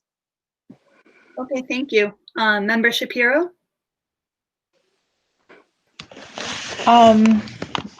Yeah, I'm all set with comments for this time. Thank you. Okay, thank you. Member Ottmer? Thank you. Just one thing kind of to add, certainly we've all kind of had our different reactions to this guidance from the state in terms of kind of the 3 different scenarios that we kind of need to plan out for. Certainly I would hope that, and one of the things I'd asked at least to be kind of chasing down is kind of some of the information from the survey that was sent out regarding, specifically tying into this idea of there needing to be a vaccine in place before parents will send their kids back. And in part because, like, as an example, I will say that for us, for my family, based on our assessment of risk to us, and all that our children will not go to school in a physical building until there's a vaccine.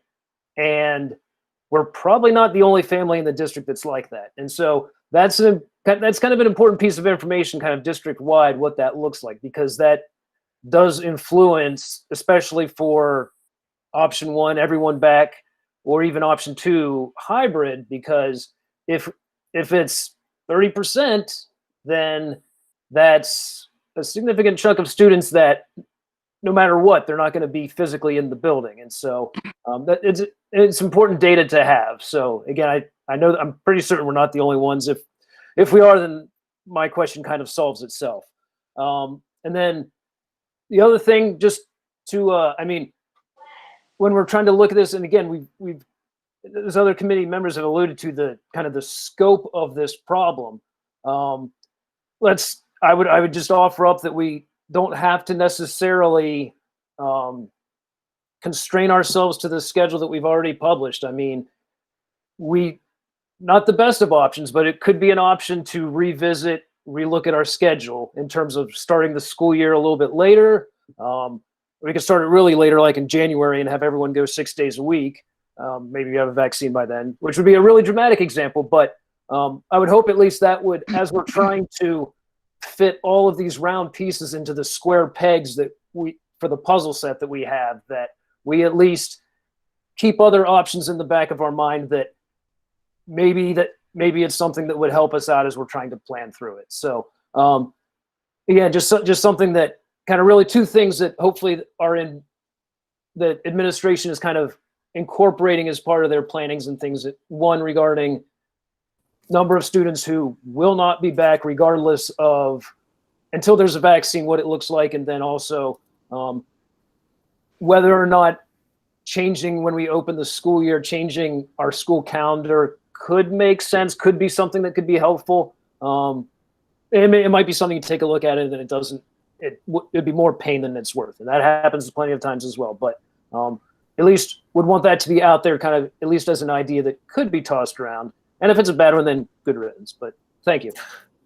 And just to add, the commissioner has been asked by several superintendents to look at the calendar year. So right now students have to attend school 180 days. So we're asking him to allow us to at least have 2 to 3 more days. So students would go to school maybe 176 days, 177 days, so that we had more time with teachers toward the beginning of the year in order to ensure that all the safety measures and protocols and everything that has to be taken into account, we have time to do that. Most schools, they start school a day before, teachers come in a day or two beforehand officially, and we have everything under the sun that we're already trying to go through with them. I can't imagine trying to do that and all the safety protocols that we have to have in place well beforehand. So that's something that we're pushing on the commissioner for right now. And I believe he has some flexibility with that as well. Thank you. Thank you, guys. Member Mitchell, are you still with us?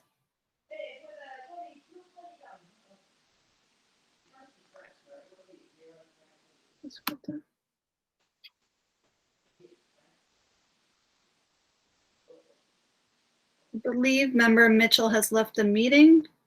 Secretary, can you check that for me? I believe he has. I've not heard that he has, but I will check with him. Okay. We'll go back if he pops back on. Member Mills?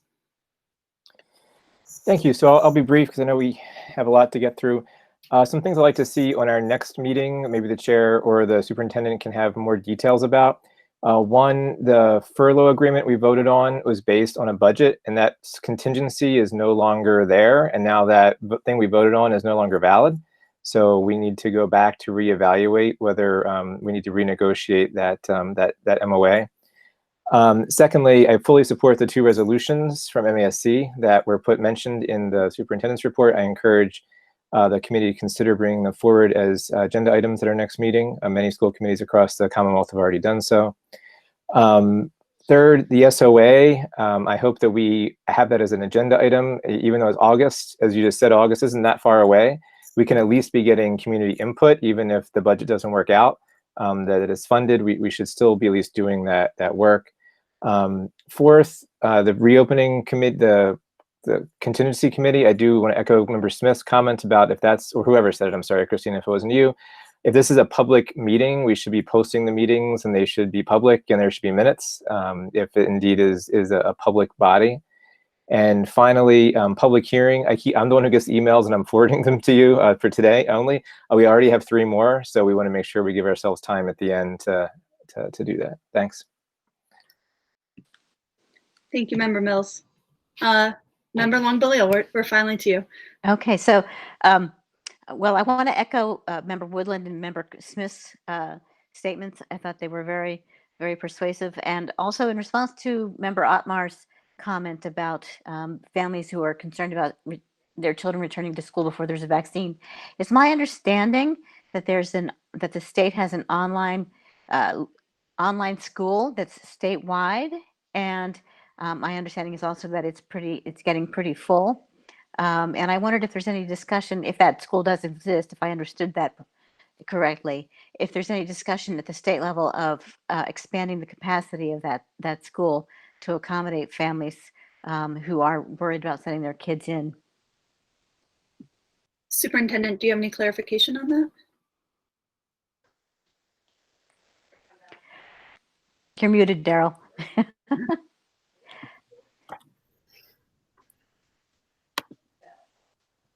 Daryl, I can tell you that I did hear today that they are full.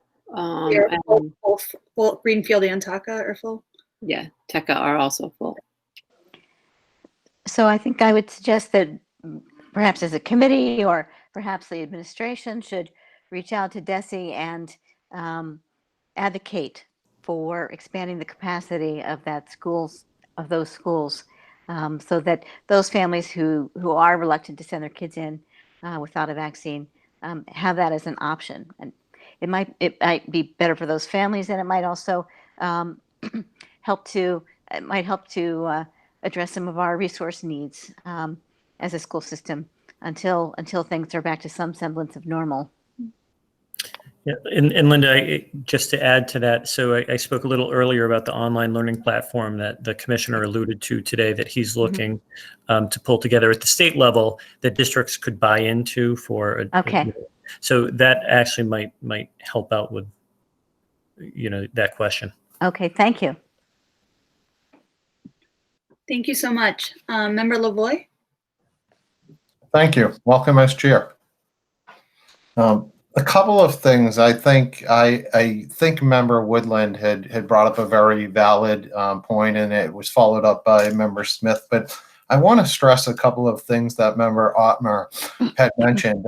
That survey that was conducted, I think we heard 6,000 or so respondents, and it would be really nice to see those results. And to his point of responses, if there were 10% of people that said they wouldn't come back with a vaccine, that's 600 responses, and that's a considerable amount when we think of who our audience is.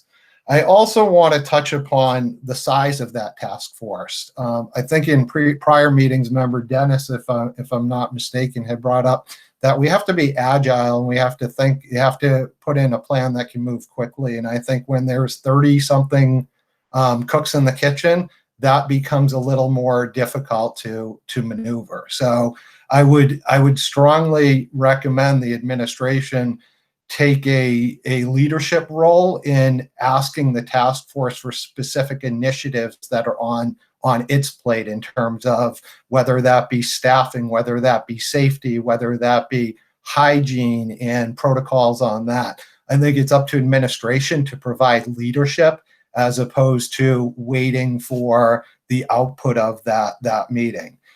In addition to that, we're talking about financial due diligence. And I know this has been asked in the past. I think Member Michalowski, who's no longer on the committee, asked this at the last meeting.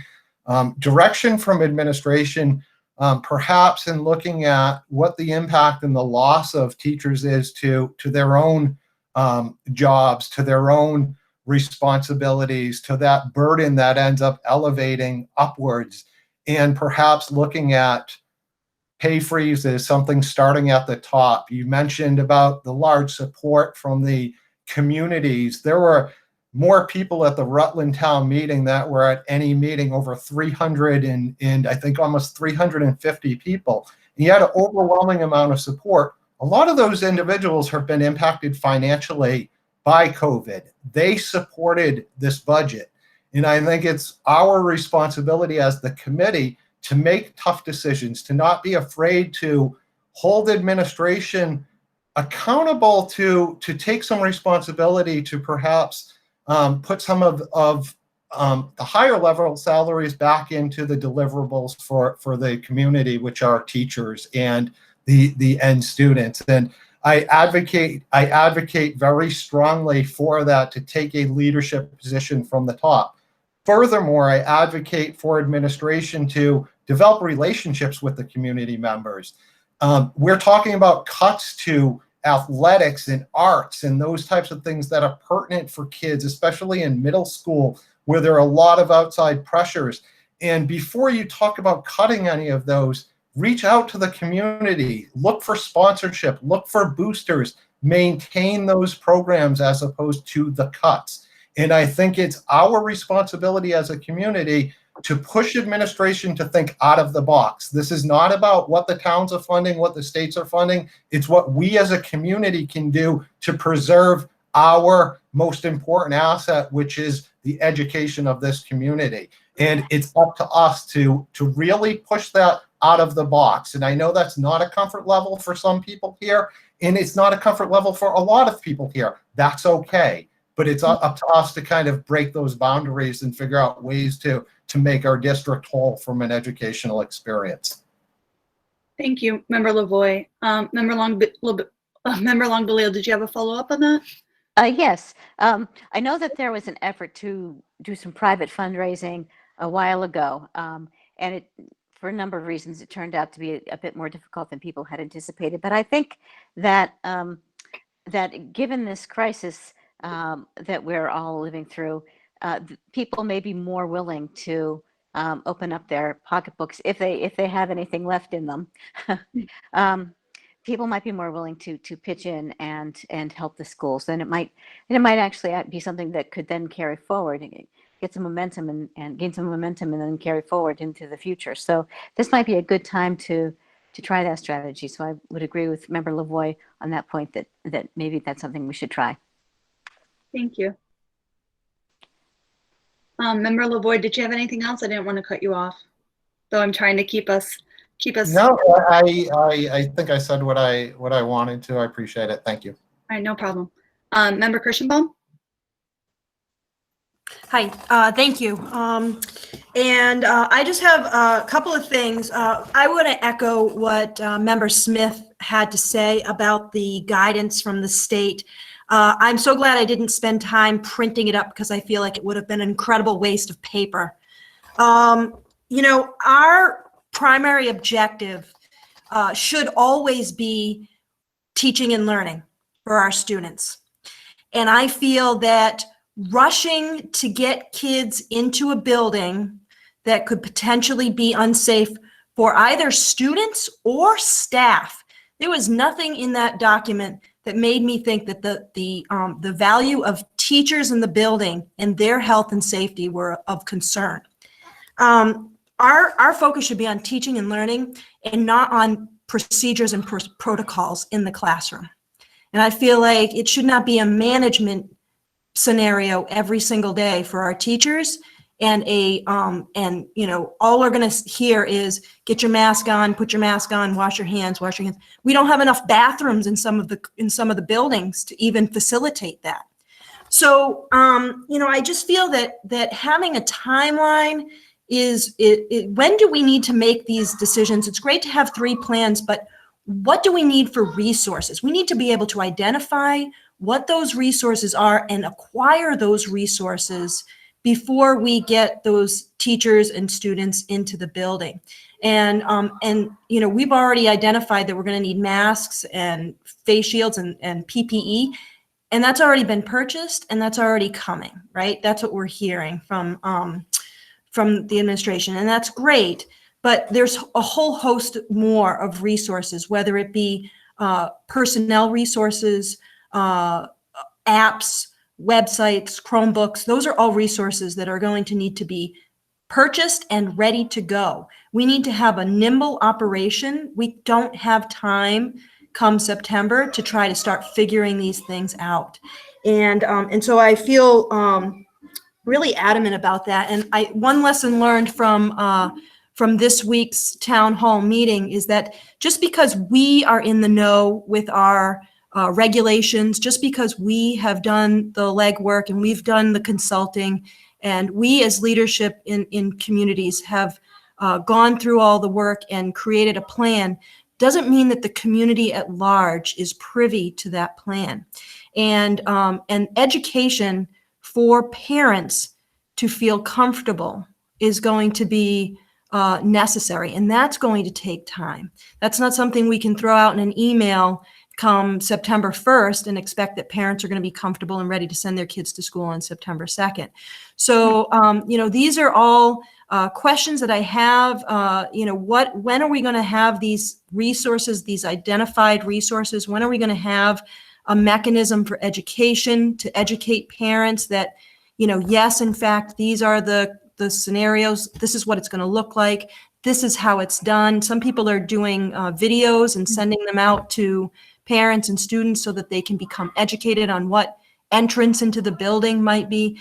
And I know that we don't have the answers yet, but these also have to be part of our end game, is that education piece, so that parents can feel like we know what we're doing, and trust that what we are doing is in the best interest. And it feels like a 3-foot marker was a hasty move to say, okay, well, let's get kids in the building because we need to open up our economy. And I think that everybody can maybe understand my skepticism with that, given the climate of how things are in our national media. So I guess that my request is to make sure that we have a timeline and also identified resources and plans for educating the community and getting them ready for the opening of school, whenever that happens to be. Thank you so much. Thank you. Member Silva, did you have a quick follow-up? We're approaching 9 o'clock. Yeah, I just wanted to kind of a clarifying question. I know we are asked to come up with 3 different plans: remote, hybrid, and in school. Now, does that mean we follow only one of these plans? Do parents get to choose one of each of these plans? Is it a combination where you choose one child can do this, one child can do that? The reason why I'm asking is I know that there's many students who really are looking to go back into school in person, but there's plenty of children who really did thrive on this remote learning or will thrive on remote learning in a combination, in a hybrid model. When I say hybrid model, are there classes that are specifically always going to be remote, or are they classes that are going to be identified as preferred in person and some in remote? So I'm kind of confused. I know we said 3 different models, but what does that mean? Combination, you choose, parent gets to choose, I'm a little confused. Superintendent, do you want to clarify on that? So the way it was explained to us, yeah, sure. The way it was explained to superintendent, that plan, there are 3 different options. So one option is in school, everybody's there with PPE. The second option is 1 week on, 1 week off, that hybrid model. And the third option is remote learning from home. So what they're doing is they're promoting all kids in school end of August, beginning of September. That's their goal, and that's been explicitly explained to us. Now, how we as a district decide, okay, we can do something like this, or we don't have the capacity to do this. That's what we're doing now. We're looking at, okay, what would it look like if we had a 6-foot space in between each kid in an elementary classroom at Davis Hill, or in one of our classrooms. I mean, the high school is going to be really tough because our high school classrooms are small, and we fit a lot of kids into those spaces just in general. They're smaller than our elementary classrooms. So we know we're going to have to tap into our media center or our cafeteria, probably, maybe some other spaces. But so does that mean it's a recommendation and we can follow it? So therefore we can give a hybrid model to parents? I'm just asking, like, do parents have a say in this? Go ahead, Megan. I think she, just to clarify her question, she's more asking, do parents get to choose, or is it district choosing? So for something like that, the state has only said the district chooses, okay, go through, come up with these 3 different models, and then the district choose which model fits best. There's nothing that says a parent couldn't, like I think someone mentioned, couldn't keep their children home and do their own homeschooling or do it through a different learning platform or something. But I hear what you're saying, Asma, how that might work. And that is something that we talked about. There was, I think, the most challenging part is this. You could say, okay, we're bringing everybody back in, and then 3 weeks into it, you're going to a remote learning model. Or, I mean, that literally could happen. If we see a spike, if we see the flu, if we see something, there's a big push. The DESE's going to push all families to have their children get flu shots this year. They want them to have flu shots as many as humanly possible, because they want to ensure that, okay, well, we know it's not the flu because they had the flu shot, so maybe it's COVID.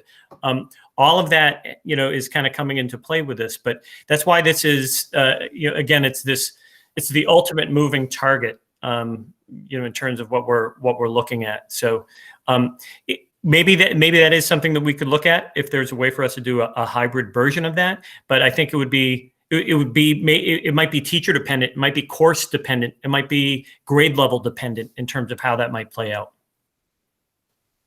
Thank you. I think we have a couple clarifying hand raised questions. Again, just try to keep it brief if you can.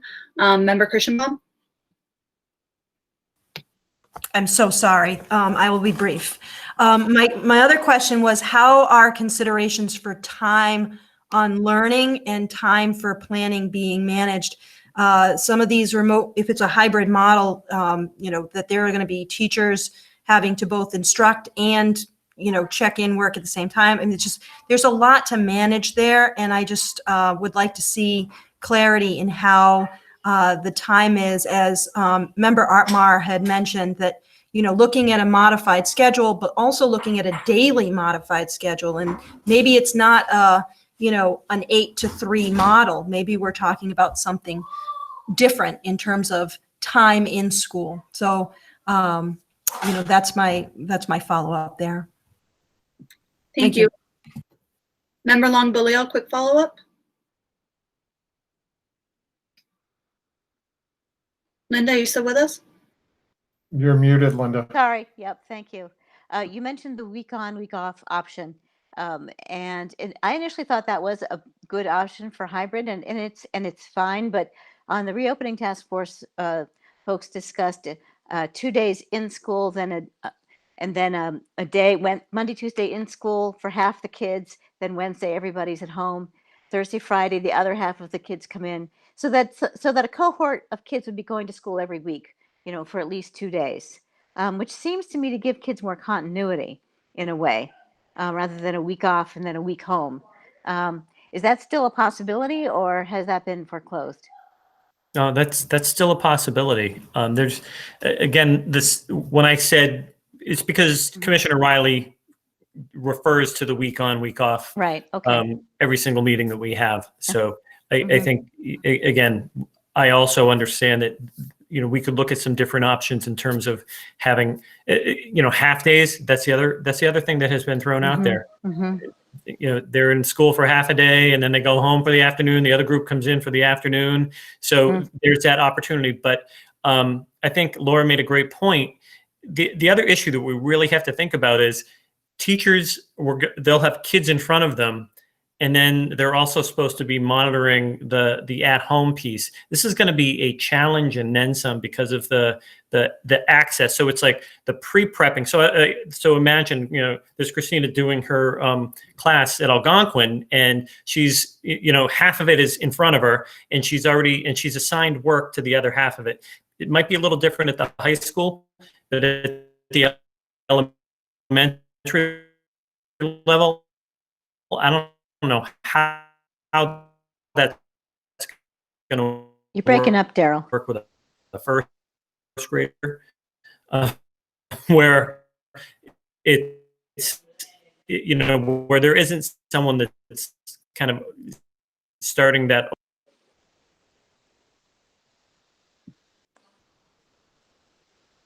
Are you back with us, Daryl? Now you can. Now we can. Now I can. Sorry. Thank you. Okay. Okay. So in any case, I'll stop right there.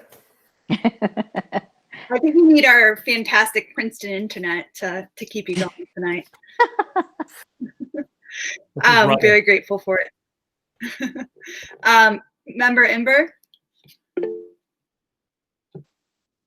I think he is saying that he support all the former comments as well. Member Haynes is not with us. Member Haber? Hi. To Member Smith and Amar and Kirschenbaum, and as a task force member, I want to tell you guys that all of those concerns that you mentioned have been considered. I'm certainly not saying that all of them have answers. And all, of course, everything depends on what DESE puts in place. But I do think that you'll be pleased with the work that's been put in so far, and I recognize that you see the dates flying by, but know that it is being worked on. It does include communication plans to parents and the community, and I'm hopeful that it's shared with you all very soon. To Member Lavoie's comment about it being such a large group, I was very concerned about that in the beginning myself, knowing how it is working with the 21 of you all, and with 35 there, I was concerned, but Brendan set it up into subcommittees, and it was all very manageable. The groups that were put together for health and just all the different aspects really made sense with people's specialties, and I was pleased to see how that was going. As far as the survey results, I think that they were very interesting, and again, I hope that gets put to you soon, and not so much about vaccines, but about masks. And anyway, so it's all coming together, and I know it's so hard without seeing it, and that's why I was so glad to be a member of this task force. But like I said, I'm looking forward to you seeing that sooner rather than later. That's all. Thank you so much. That was a great update. Member Gustafson? Okay, if you can't hear me, raise your hand because I'm on my phone too, and I can switch. So no, it's if it goes out, my internet does go out a lot. We gotcha. So some of my comments have already been reflected. I would echo the question about the timeline. I can tell you we've been asking for additional details about all aspects of this since at least April, when we requested a line item breakdown of where the cuts would impact the budget and how to pass that. And that was in April, early April, actually.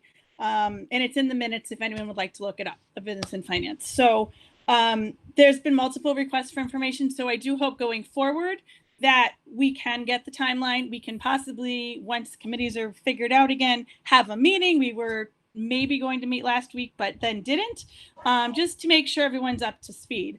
On that regard, I would also like to add, in addition to a timeline, that perhaps we've been asking in the past also for a plan of restoring the cuts as more funds are found, such as the $300,000 that showed up at the last meeting, and the fact that we now have a budget which is several $1 million that wasn't reflected in those tiers.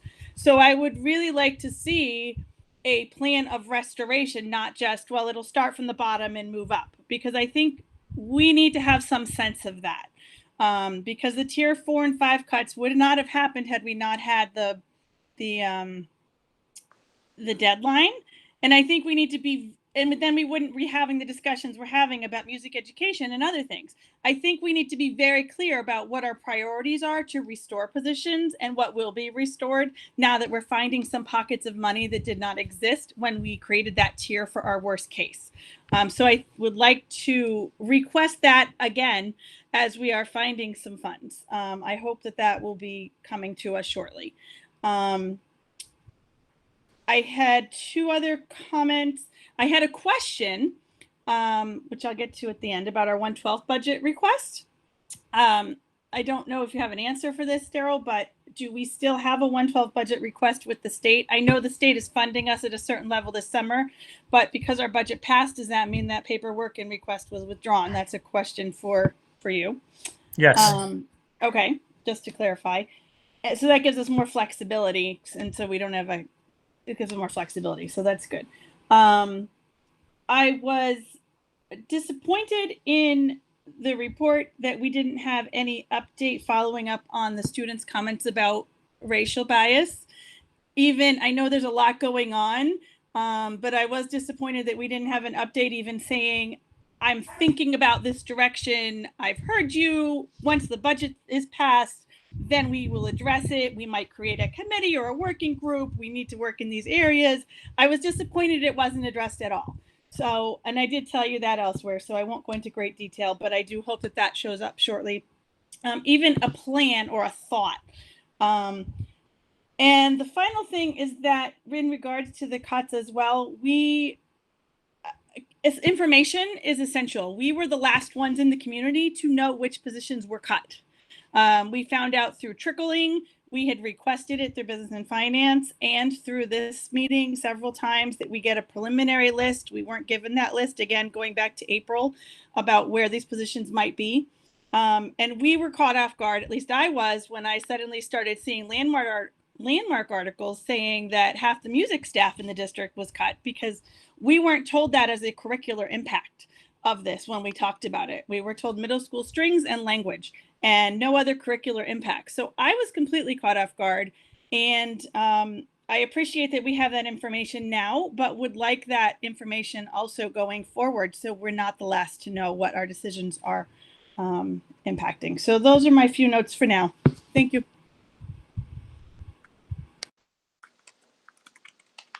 Thank you so much. Someone needs to mute. We still have 4 more members that haven't spoken at all, so I just want to give them some time. Member Dennis? Thank you. I have 3 things. One, on the point that was just made, sometimes silence speaks louder than words. And I think when we have 13 members of the community, former students or existing students, come out and speak as they did at our last meeting, to not have a response, whether intended or not, can speak volumes. And I think it's imperative that the administration, and if it's not the administration, then perhaps this body makes an appropriate response in some way. Second, again, going back to the timeline question, and just to clarify, it's a clarification that we've made over and over and over. I'm going to make it again. I've heard multiple people here speak to it. We are not asking, through the chair to the administration, we are not asking, I don't think, for a timeline of decisions and the content of those decisions. We're asking a timeline for when decisions need to be made.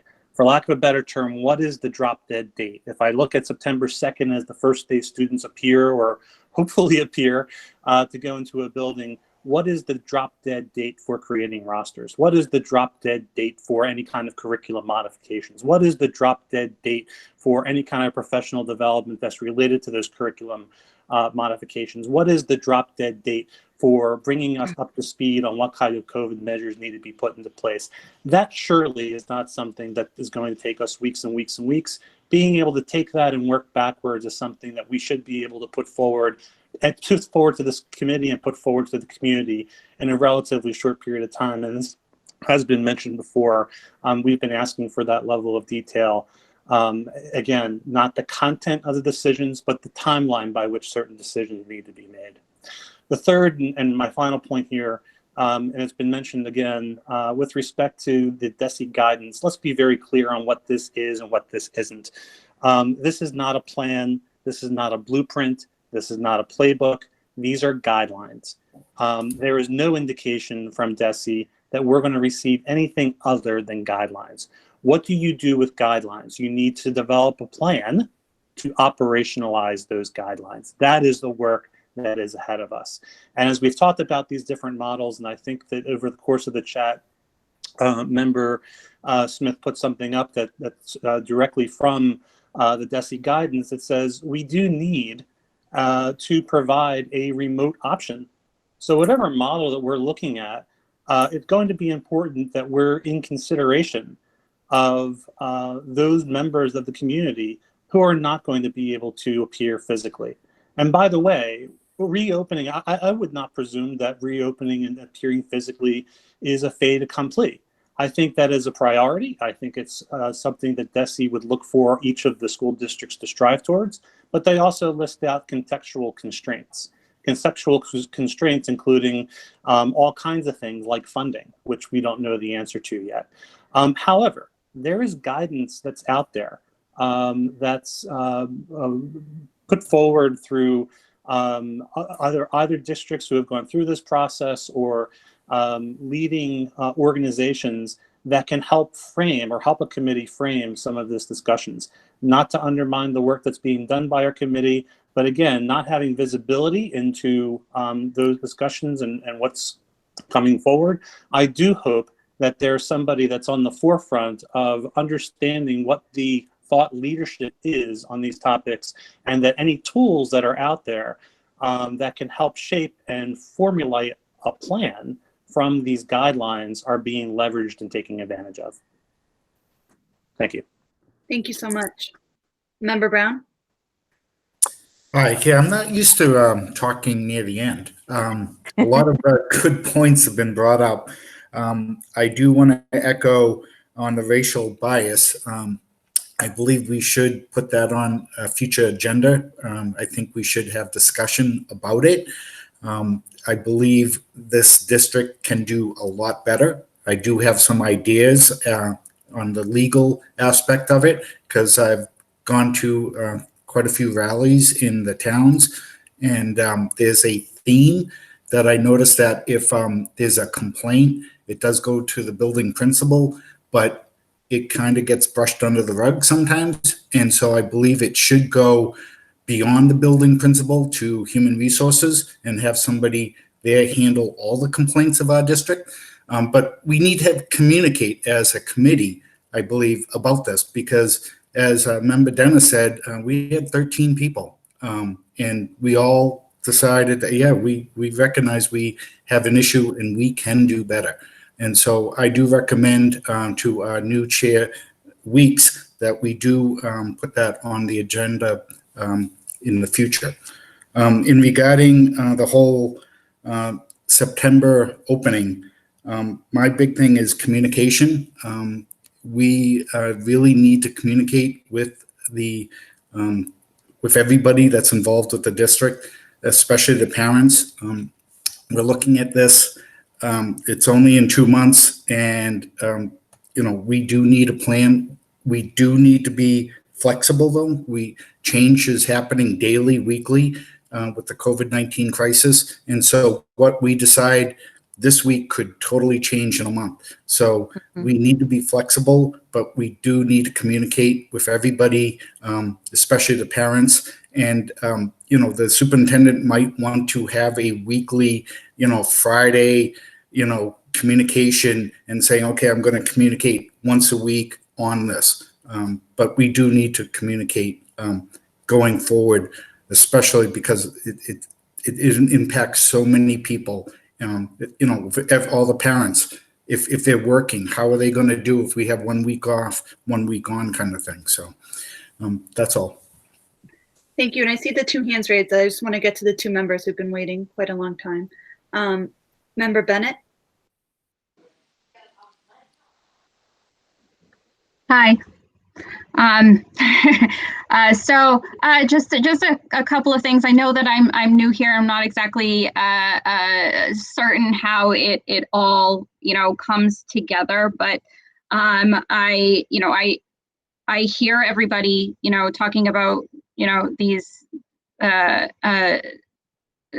points, and I do want to just make like a couple of comments on on some of those points, and they were incredibly well said, and I think that we need to not be afraid to completely think outside of the box to answer some of these questions, instead of just staying within the constraints of what we in our mind know of what school is, this hour to this hour every day. and your teacher is there from this hour to this hour each day. If we kind of opened that up in more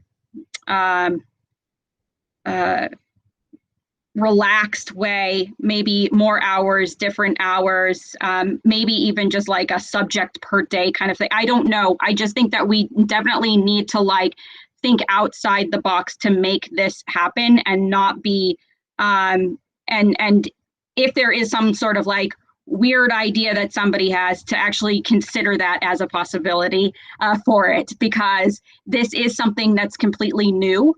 And we won't be able to solve it with traditional solutions in the sense that we wish that we could. Considering, the health risks of going into the schools, there's also, mental health risks of making sure that a 7-year-old doesn't, come within 6 feet of their friend. Or a 6-year-old can't hug their teacher. These mental health risks are just humongous. Like, I am so glad that my daughter is not in elementary school right now, because that would devastate her. To not be able to have recess the way that it is meant to be had. And so I think, a strong consideration for half day of school, I know that that's going to be, that it's controversial because, parents work, I work. And so that's going to be, hard to do, but giving that some sort of consideration is going to be important. And not having, lunch at the school specifically, I think is important, because I mean, have you seen kids have lunch? You've seen kids have lunch, right? I mean, they spit when they eat, and it's everywhere. And they're mixing their milk with their ketchup, and there's just, it's messy. It's not sanitary. There's no way to make it so without, severe a risk for their mental well-being. Can you imagine all of the reprimands every day? Just so much. And I think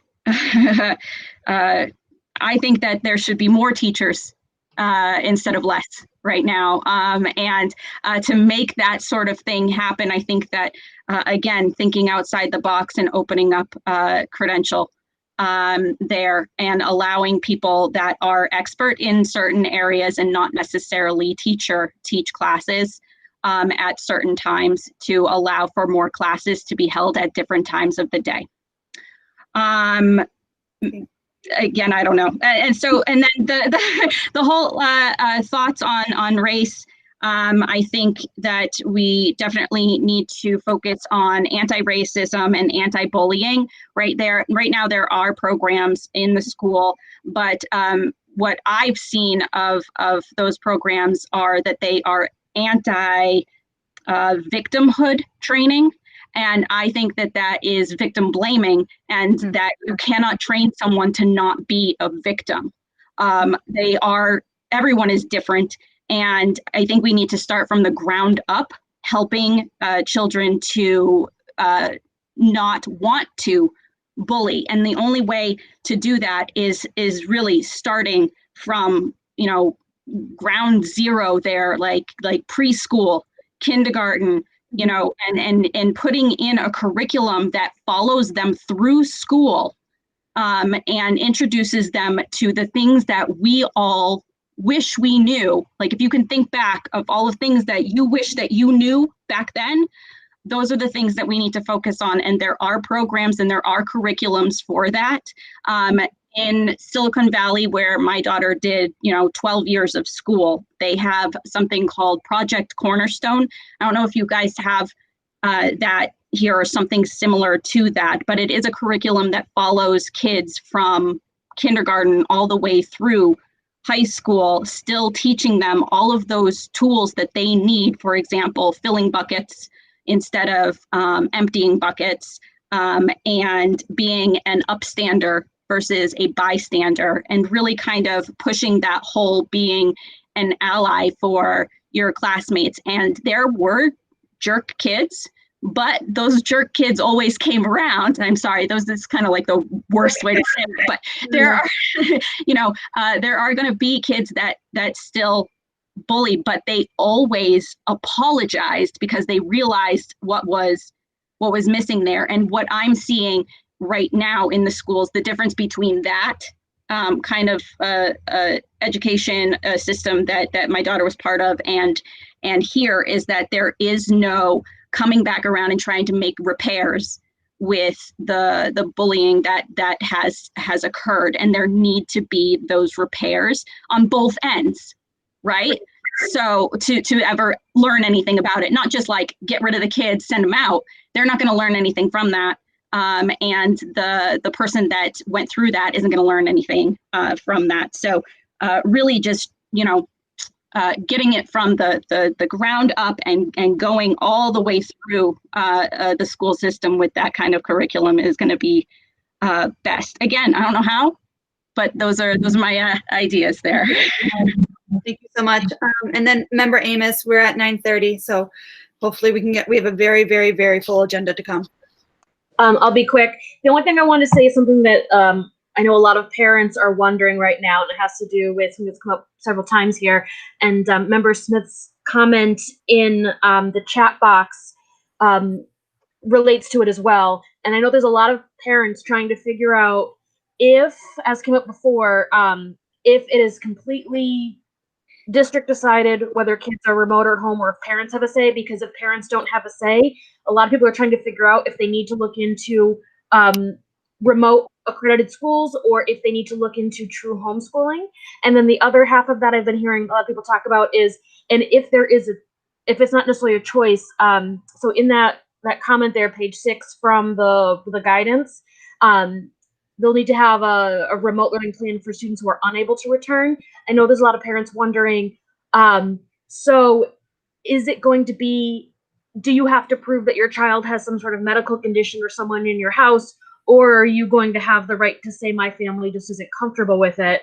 And then whichever one you're doing, do we need to start looking into true homeschooling? Do we need to start looking into online public school, things like that? So just a heads up to parents right now about if they're going to have any options that are not just dictated by the district is something that I know a lot of people are asking. That was my only thing.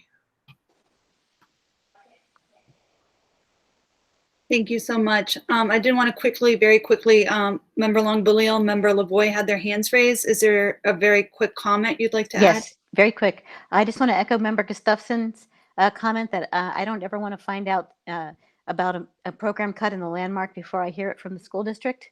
I feel that is backwards, and it makes it really difficult for us to serve our constituents.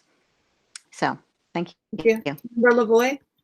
I'd just like to add to Member Brown and I think Member Bennett had parallel discussions, one on the racial issue, the other on bullying, and I'd like to see a future meeting have bullying and the racial discussion as part of the agenda, because I think having a strong opportunity to report bullying, to have resolution to it, can influence the feeling of what we heard at last meeting. So I definitely want to see bullying as part of the agenda with the racial component built into it. And I think it would be important to have a discussion from the district, because part of superintendent's goals were re-looking at the bullying intervention plan, and I think it does come into play in a further discussion at the meeting.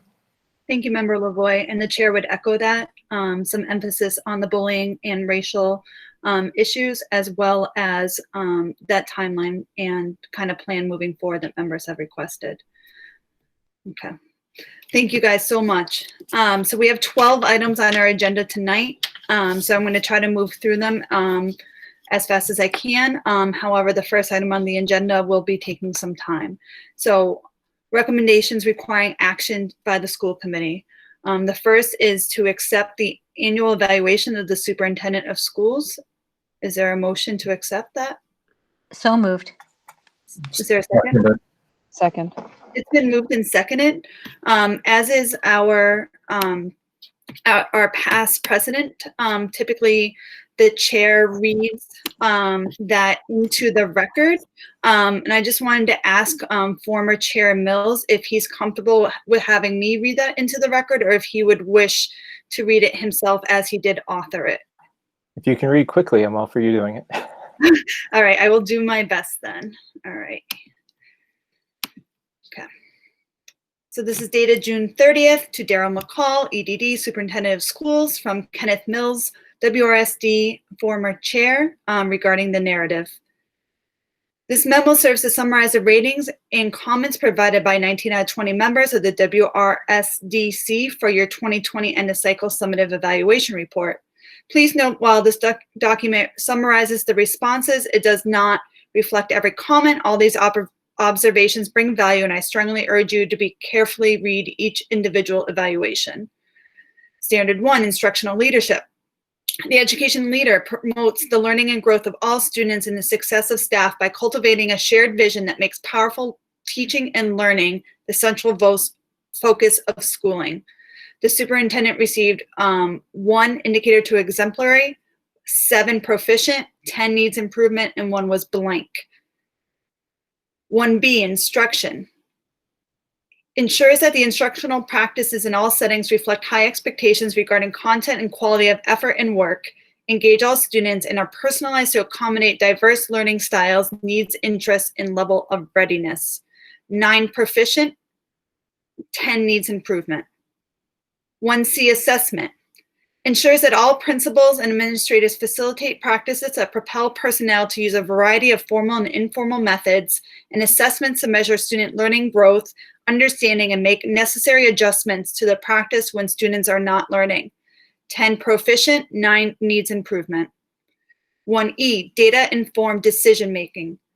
Uses multiple sources of evidence related to student learning, including state, district, and school assessment results and growth data, to inform school and district goals and to improve organizational performance, educator effectiveness, and student learning. Exemplary 2, proficient 10, needs improvement 7. Members noted that overall there was not sufficient evidence to support many of the indicators provided. The superintendent was commended for frequent and regular communication with feedback to principals in their buildings, as well as his work with the professional learning team to make data-informed decisions for the district. During the COVID-19 epidemic, he worked diligently with district, local, and state officials to ensure transparency and solid decision-making. Overall, his efforts during the pandemic were lauded. He was commended for beginning book groups and discussions about homework with the principals. The superintendent was asked to provide further evidence regarding teaching and learning and practices that promote inclusive teaching. He was asked to provide further evidence of his efforts to monitor and develop a variety of formal and informal assessment methods. Regarding data-driven decision-making, data compilation was noted as a positive, but analysis of the data takes a while, and plans to address areas of the need of improvement are slow to be developed and implemented. Furthermore, response to survey data and resources collected on remote learning were noted as evidence of a lack of agility in the organization. The superintendent must work to close gaps that still exist between different schools at the same grade level in the district. There isn't sufficient evidence provided that personalized learning is being implemented consistently across all schools. Evidence should be provided that demonstrates efforts to challenge the most advanced students as well as moving students in the middle to their full potential. The committee understands that the pandemic interrupted the work on homework reading, but wants a deeper sense of how the vision was developed and the substance of the principal's responses. Moreover, the committee appreciated the evidence regarding the PLT meetings, direct reports, and curriculum work he has done, but the evidence provided does not give us ample insight into the impact of his leadership. In that sense, there is little evidence that reflective practices include an assessment of student learning engagement and growth that led to adjustments in instructional practice. Standard 2, management and operations. Promotes the learning and growth of all students and the success of staff by ensuring a safe, efficient, and effective learning environment, using resources to implement appropriate curriculum, staffing, and scheduling.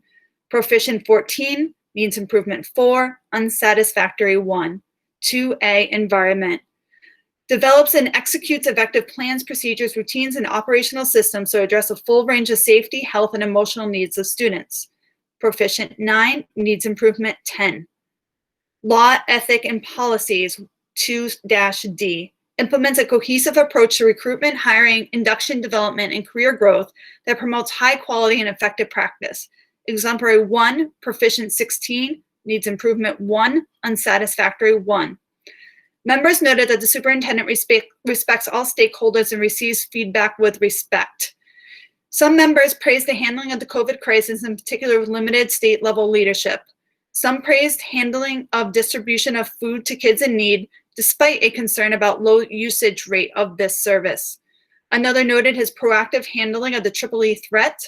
There were positive remarks about having the best interest of the community at heart during bargaining, and positive comments about his handling of the district as a system and his sense of morality, ethics, and judgment. Concerns were expressed by members about the pace of change in action in respect to implicit bias and attention to racial issues in the district, including a lack of follow-up to student and alumni comments at the June meeting. Administrative attention needs to be paid to diversity in staff at the teaching and the administration level.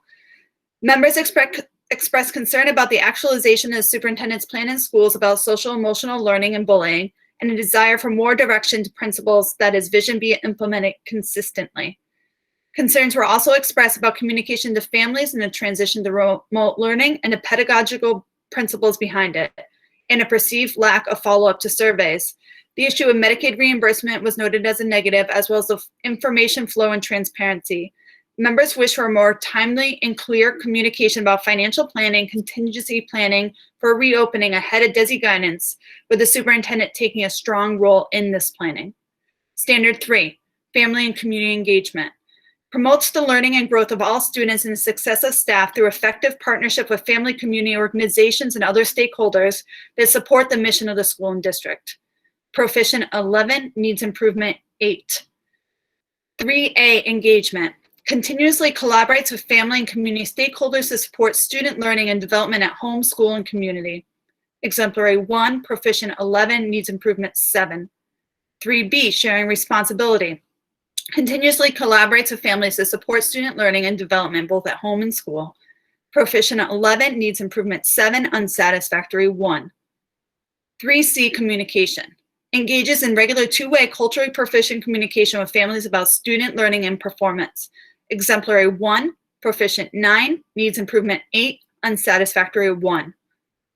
3D, family concerns. Addresses family and community concerns in an equitable, effective, and efficient manner. Proficient 11, needs improvement 8.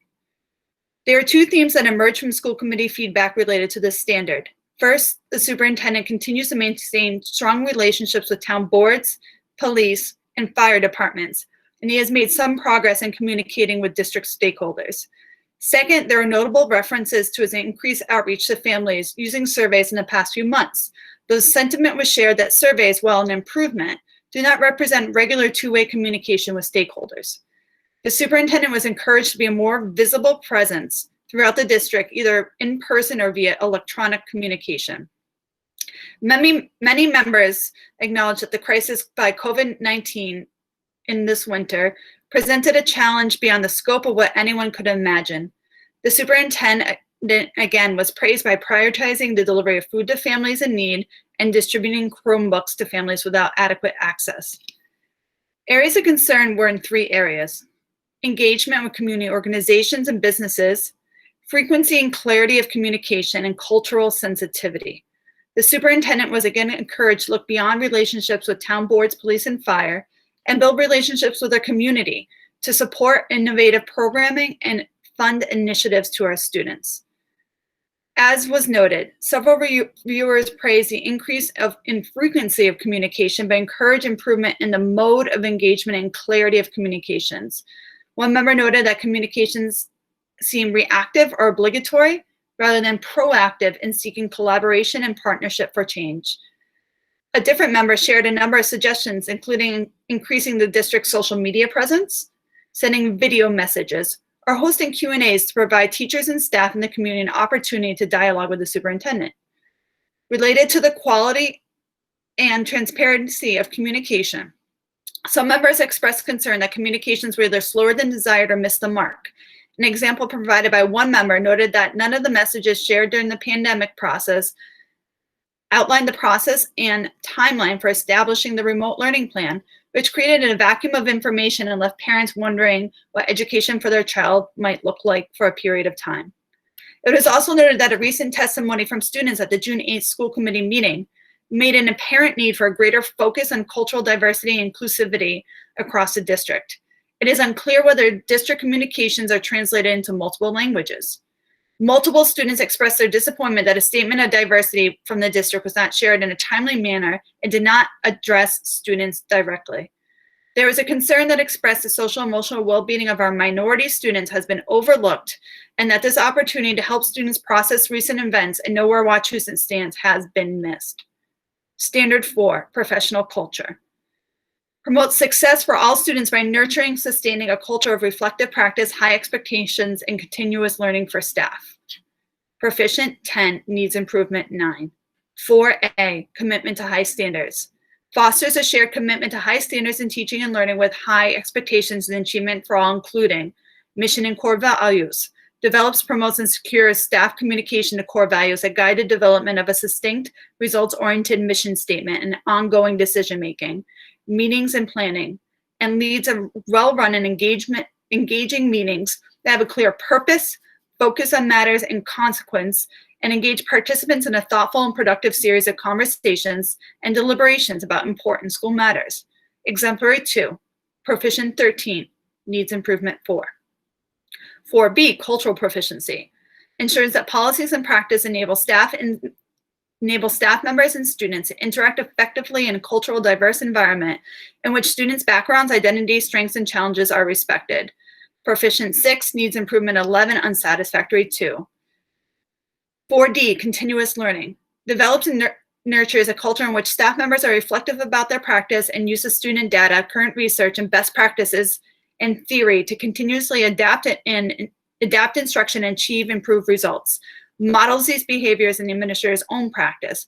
Proficient 13, needs improvement 6. 4E, shared vision, continuously engages all stakeholders in the creation of shared educational vision in which every student is prepared to succeed in a post-secondary education and become responsible citizens and community contributors. Exemplary 1, proficient 8, needs improvement 10. Under this standard, members noted that the superintendent has good relationships with principals and generally praises his desire to provide training via book reading and PLTs. Members noted that he appears committed conceptually to change and has implemented plans for district improvement that he has advocated with all stakeholders. At the same time, members note that the implementation of plans is lacking or slow, either because of budget concerns or the need of more boldness in his leadership. The remote learning plan seems slow to roll out, which can reflect on these standards for excellence that is expected from the top or needed for more resources. Some members noted that requested data was slow to be delivered and that the superintendent has not made progress in setting district indicators for excellence. Many members made comments under the standard for the need for much more action and cultural competency and for more diversity in staff and administration. Overall, in this standard, members wanted more emphasis on the results of plans, not just that they were done, and more feedback on effectiveness of leadership. Some communication issues were noted with the community, as some in the community noted that there isn't consultation even when representative committees are formed, and some community groups note a lack of receptiveness from the district about collaborations. Progress towards goal, student learning goal. By June 2020, the superintendent will establish a vision for homework philosophy and align practices to ensure more consistent application of homework protocols across the district. Significant progress 8, some progress 10 did not meet 1. Professional practice goal. The superintendent, by leading professional learning experiences focused on the development of cultural proficiency and knowledge and skills, will ensure administrators share a vision for the Wachusett district and are consistent in their practice. Significant 5, some progress 10 did not meet 4. District improvement goal 1. By June 2020, the superintendent will deliver a 10-year plan of action to address enrollment trends throughout the district. Met 1, significant progress 8, some progress 8 did not meet 2. Improvement goal 2. By April 2020, the superintendent will update the Bullying Prevention and Intervention Plan, BPIP, working with the administrative team and educators in the community in the process. Met 7, significant progress 7, some progress 4, did not meet 1. The progress towards goals was clearly affected by COVID-19 in early March. At the same time, the lack of MET ratings is a concern. The committee wants to see more progress towards a homework philosophy, including results and interpretation of results from the feedback of staff and parents. The vision is a start, but more depth and feedback is needed to guide district policy and individual teacher decisions around the administration of homework. Much more progress needs to be made in the terms of bias and anti-racism. Despite the COVID interruption, this needs to be much more of a priority. The draft staffing plan was shared with the committee, although now it needs to be revised. The committee wishes for more information about how the superintendent's principles were used to make choices about reductions, including impact on student learning programs. The school committee continues to wish for more information about why students leave our schools and opportunities for an innovative program to create in-district magnet schools such as the STEAM program at TPS. The bullying plan has yet to be shared with the committee. Community stakeholders were involved, but research was well considered, and the resulting plan appears reasonable, but is difficult to evaluate without a formal presentation to the committee. A future goal can be linked to the implementation of the plan with attention to the consistency of its implementation and on stakeholder feedback to ensure bullying is reported. Overall rating, proficient 11, needs improvement 7, unsatisfactory 1, impact on student learning, high 3, moderate 11, low 4, blank 1. Members noted that the size of the district and committee make it challenging for the superintendent to be responsive to all issues. Others note relationships have been established with the towns and unions, and many note his calm and steady tone and his caring demeanor for faculty and staff. There is concern that progress and positive change is slow, and such change needs clear vision and more vigorous implementation starting from the top. If the administration is too stretched to do its job, it needs to articulate this to the committee in the staffing plan. Cultural diversity and anti-racism needs to be a very high priority next year. Remote learning needs to be better assessed and learning objectives more clearly articulated and shared with students, staff, and families. Overall communication with families can be improved in ways that facilitate two-way communication. The committee did acknowledge the hard work required to meet this crisis and implement remote learning plans on the fly. The lack of evidence presented for some indicators and the lack of evidence on impact of activities may have influenced the overall evaluation in a negative way. We hope that the activities and the evidence in support of these activities result in higher ratings in the instructional leadership standard next year. We also note the high rating in the law, ethics, and policies indicator. Under standard 4, we note the high ratings under commitment to high standards, which seems consistent with our shared vision of the consistent with our view of the superintendent's character. In the same standard, there are low scores for shared vision. We encourage the superintendent to work on making certain that his vision is executed throughout the district. Overall, the ranking was 11 proficient, 7 needs improvement, 1 unsatisfactory. This is a decrease in percentages of a proficient rating from the past 2 years, with 11 proficient, 5 needs improvement last year, and 1 exemplary. And 1 exemplary, 15 proficient, and 4 needs improvement 2 years ago. The impact on student learning was also higher last year, with 5 high, 9 moderate, 1 low, to 3 high, 11 moderate, 4 low, and 1 blank this year. We encourage the superintendent to consider how to leverage his strengths and use his role as an educational leader of the district to ensure that his vision is executed efficiently and consistently with clear two-way communication. We also encourage the superintendent and next year's evaluation subcommittee to work together early in the year to develop a more comprehensive evaluation process for next year, including meaningful feedback from community stakeholders. What follows are what I read above in graphic format. Is there discussion? Seeing none? Actually, I think before the discussion, Member Gustafson has a point of order regarding our time. Oh, is it up? Well, it's approaching. I know. Member Gustafson, your point of order, please. Or if someone else would like to make the same point of order? Motion to extend the meeting to 10:30. Second. That is moved and seconded. Any discussion? We'll have a roll call vote starting at the top. Member Amos? Yes. Member Bennett? You can say yes, that's fine. Yes. Yes. Member Bennett? Bennett, yes. Member Brown? Brown, yes. Member Dennis? Dennis, yes. Member Gustafson? I think she's disconnected. Member Haber? Haber, yes. Member Ember? Ember, yes. Member Kirschenbaum? Kirschenbaum, yes. Member Lavoy? Lavoy, yes. Member Longbelio? Yes. Member Mills? Mills, yes. Member Mitchell? I believe Ben has left the meeting. Member Otmar? Yes. Member Shapiro? Shapiro, yes. Member Silva? Silva, yes. Member Weeks, yes. Member Williamson? Williamson, yes. Member Woodland? Woodland, yes. And Member Young? Young, yes. And you skipped me, Megan, but I'll vote yes. Smith, yes. Okay, and Member Gustafson is back. We just made a motion to extend to 10:30.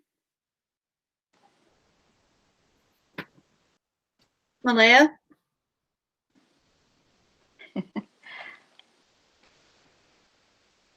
Malaya? Okay, seems like she's having difficulty with the connection. I believe the motion passes unanimously at 9:51. Any discussion? Member Dennis. Thank you. So, first, I think that the composite that former Chair Mills put together largely reflects the sentiment of the individual evaluations, recognizing that that's sometimes more art than science. Appreciate his work in doing that. Second, I think that the I think that the ad hoc committee did a nice job in taking what is a very complex rubric as people can hear, and making that accessible. And for those that don't know, we evaluate the superintendent across 4 standards, which you read. To say that this has been a challenging 4 months is an understatement. But as I put on my management consulting hat, which happens to be my day job, I look at data and I look at trends over time, and I wanted to share 3 trends that I notice.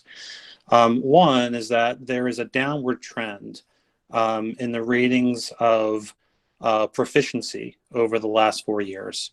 So if we take as a percentage overall rating of proficient or higher, in 2017 it was 85% proficient or higher. In 2018 it was 80% proficient or higher. In 2019, last year, it was 69% proficient or higher.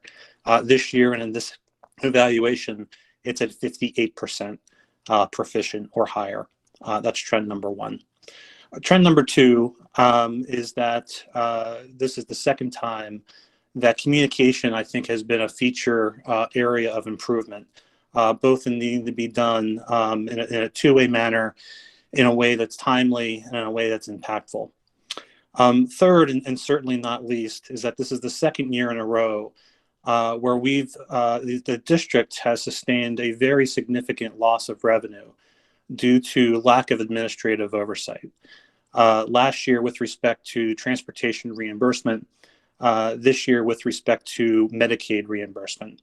Those 2 issues are totaled into the millions. About $1 million per event in rough terms, with Medicaid probably being a bit higher than that. Those are disturbing trends, and I point that out because I think as we continue to look forward, we all want to make sure that we're working with the superintendent to reverse these trends. This is not a direction for these items that we want to see continuing into the future. As we go into this process next year, I have 2 suggestions. One is that we look to make this process more collaborative across the committee, the full committee. The reason I say that, it's a very large committee. There's a lot of variability across 20 some odd people. If you look at Standard 1, for example, most of the evaluators more evaluators rated needs improvement than proficient or exemplary. However, there was an exemplary rating. And so there's a range of perspectives that I think are valuable, and it's I think worth for all of us to be able to hear and share before we land to this place. Second is, my hope is that we can come to a common standard of expectation that is both outcome-based and data-driven. Again, I think that we're continuing to be a work in progress. I think the ad hoc committee has done a very remarkable job, but I think that those are two areas where we have some work yet to do. I'd offer 3 recommendations to various people. One, to the full committee. If you haven't already, all of the individual evaluations have been released. They're available to members of the committee. They offer unique perspectives, and I suggest that everyone read so that you're informed. If you may not agree, but you're at least informed of others' perspectives. 2, there was mention of district indicators for success. I'm a firm believer that you cannot make meaningful change. You can't answer the question, how are we doing as a district, unless you're measuring something. This is something that we've asked for over years now. I would request to the chair and to the committee that we consider and establish an ad hoc committee to develop and then start to monitor and track district-wide indicators for success. And finally, with respect to reports and communication out to the committee, my request would be, and I think this has been mentioned by multiple evaluators as well, is that whenever there is a report out to the committee, that we not see it as sufficient to simply have a report of what's been done, but rather a report of what's been done, how it was effective, or whether or not it was effective, the effectiveness of it, and its impact on student success. Too often we're getting readouts of I've attended a meeting, or we've done a book study, or the committee has met and they're going to meet again. But we're not getting the perspective. We're not getting the insight on how that's being meaningful and how that's impacting student success factors.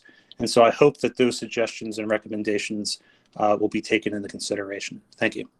Thank you, Member Dennis. And again, if we can keep our comments to about 2 minutes each, it would be helpful to move things along.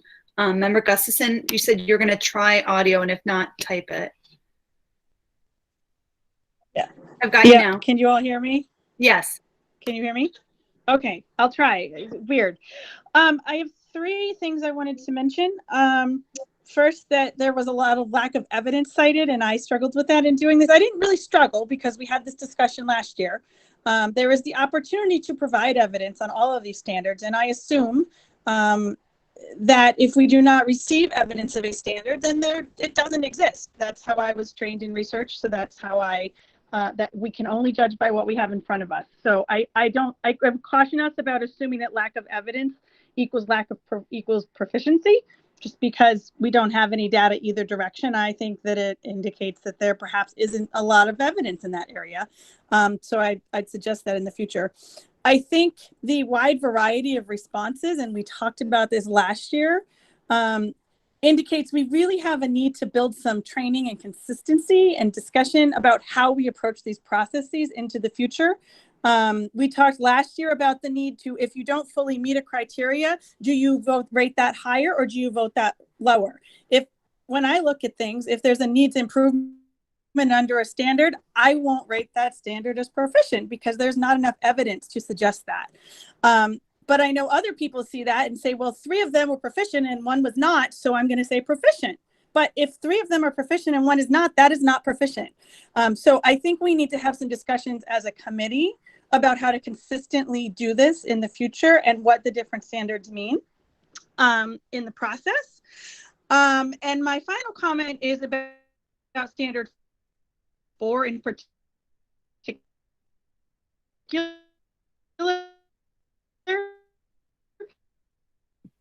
Malia, we're losing you here.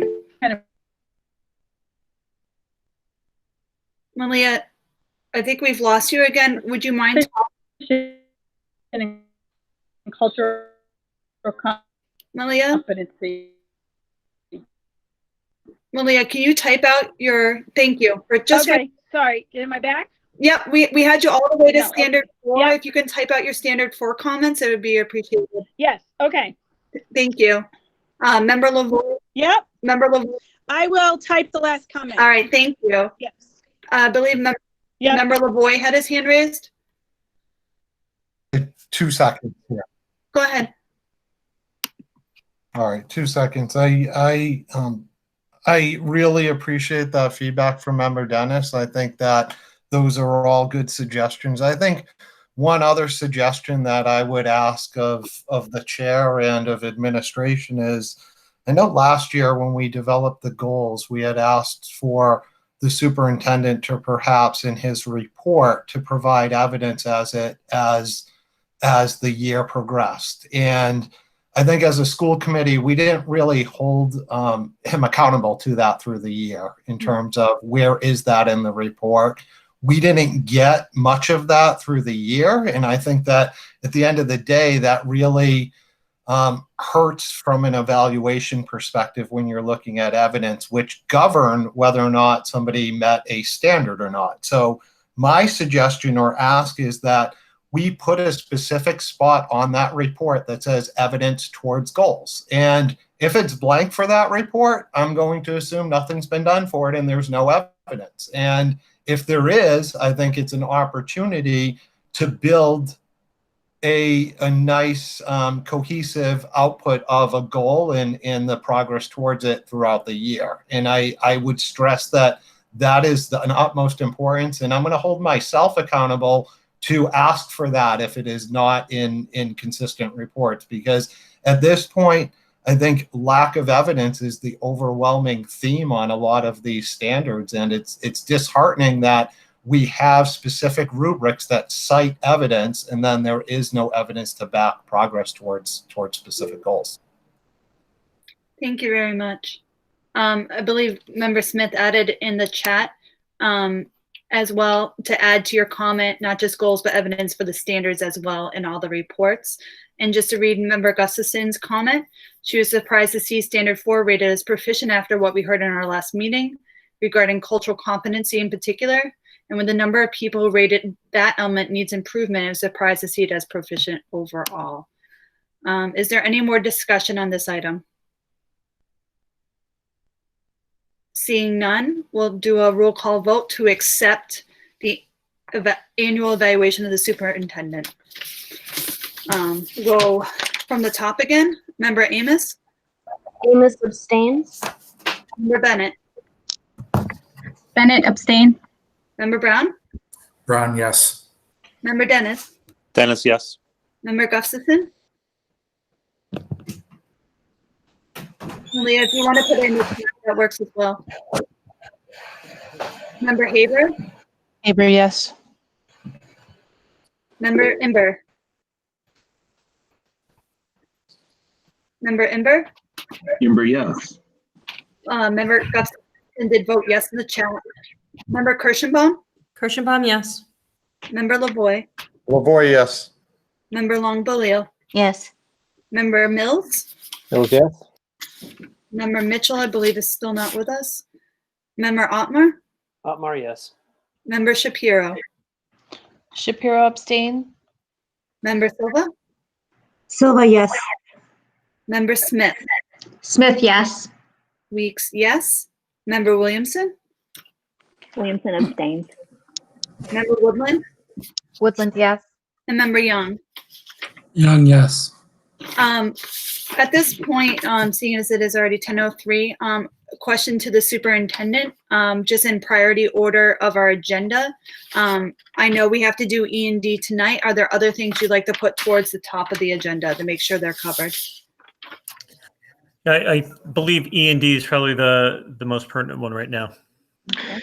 I apologize through the chair. I'd also like to add the budget transfer of $150,000 from the transportation appropriation to the transportation stabilization, and that today is the final day to enact that, as well as with excess and deficiency. Okay, so the chair is going to take those two items out of order. Member Gustafson, you have your hand raised? I have my hand Oh, raised. sorry, Member Longoria. That's okay. Do we have to deal with the bus contract tonight? Through the chair, just very quickly, AA Transportation has not signed the amended agreement. Attorney Batulis presented to AA Transportation a revised agreement, and he has countered with a follow-up revised agreement. At the end of the day, there's approximately $1.4 million encumbered. If this does not get resolved this evening, and it probably won't, those dollars remain encumbered, and we can certainly make those payments to AA and to Vanpool on the final warrant of the fiscal year on July 15th. In the event that there is no successful resolution, as I explained to the superintendent, administration does have a game plan in place as to how those encumbrances could be expensed as we wrap up the fiscal year. Okay. Right, I'm just going to take those first two items out of order, and then we'll start from the top again. So we're going to go to item 6 of the agenda to authorize the use of $450,000 of certified excess and deficiency funds from the excess and deficiency account as cuts in FY21 state aid from the Commonwealth of Massachusetts due to the COVID-19 crisis. Do I have a motion? So moved. Second. It's been moved and seconded. Is there any discussion on this report, or does Director Dede wish to make any clarifying comments? Through the chair, what we would be doing is reducing Chapter 78 in the FY20 budget as it currently exists due to the fact the anticipated loss in state revenue. We would replace that $450,000 with this $450,000 in excess and deficiency. In the event that state aid were to be greater than what was budgeted, this use of excess and deficiency would fall to our bottom line next year. Member Dennis has his hand raised.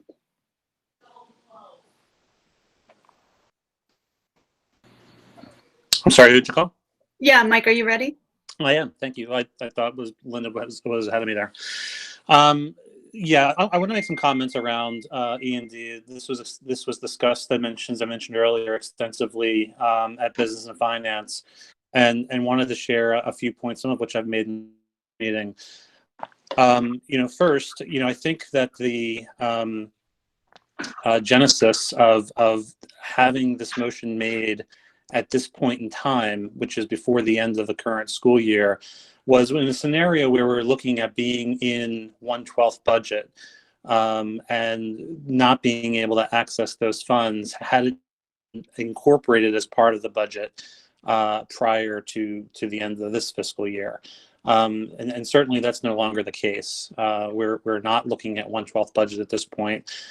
We are, as we know, still have the uncertainty around what the state budget will bring to us against what we previously assumed. And so I guess, before I go on, my first question through the chair to the administration is that given that we have an approved budget from 4 out of 5 towns, what does this motion, if anything, do to that existing budget that's been passed? And is there any type of notification that we need to give to the towns for them to either passively or actively take action on this motion?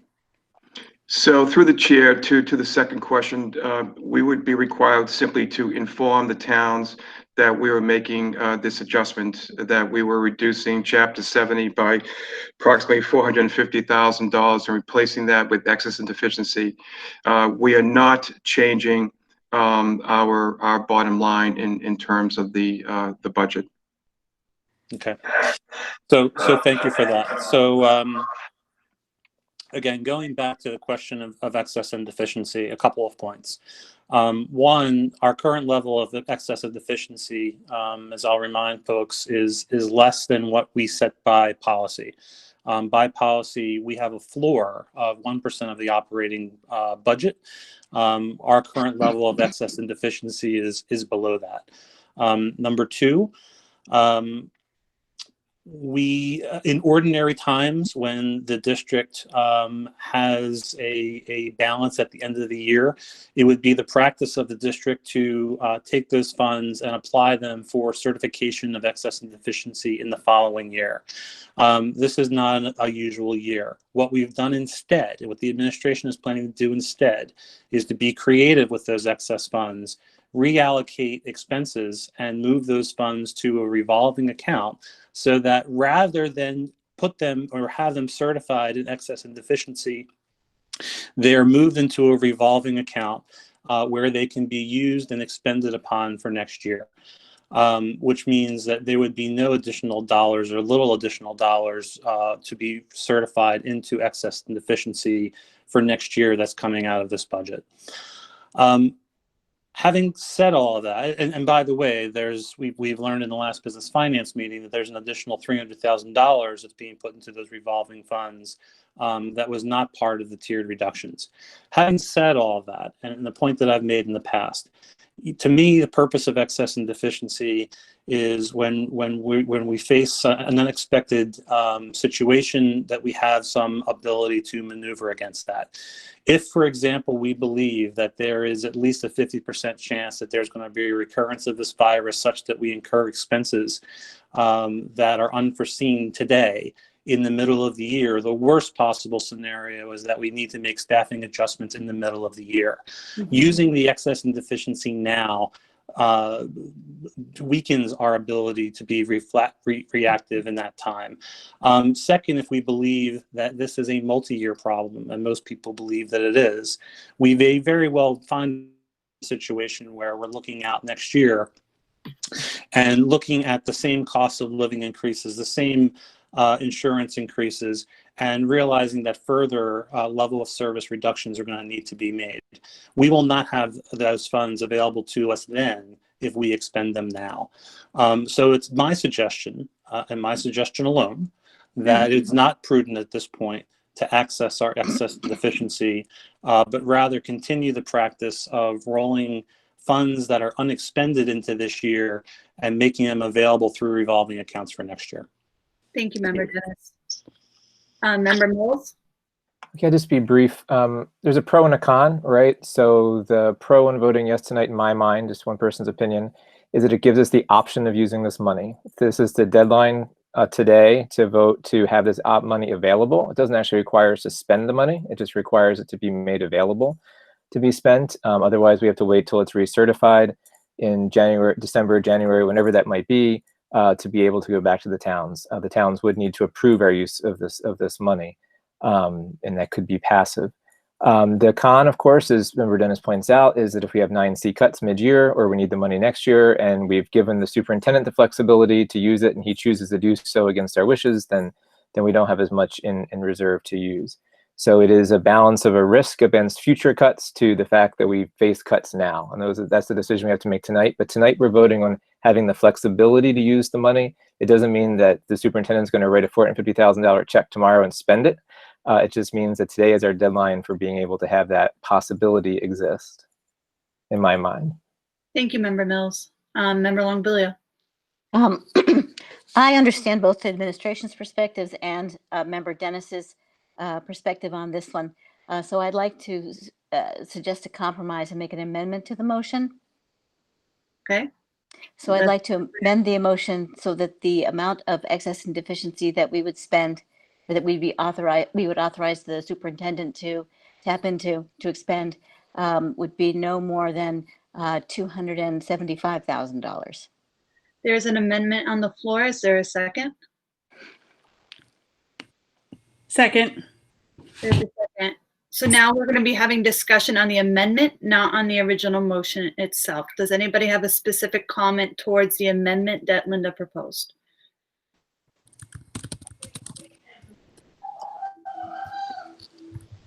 Can the superintendent give his opinion on the amendment? So again, when we're looking at, this was part of that tier one model, and I'm I agree with Ken in reference to this being a double-edged sword. This does give us a little flexibility in reference to having access to these funds. If we do run into some trouble down the road, it's right there. Putting it forth, or putting it into a lower dollar amount, it still gives us access to those funds. Not as much as that original amount that we had allocated, but again, I think we're in a little better position ultimately because of the funds that we were able to carry forward. So 275 would work for us as well. Thank you, Superintendent. Are there others that wish to speak to the amendment on the floor? I had a question. Yes, Member Lavoy.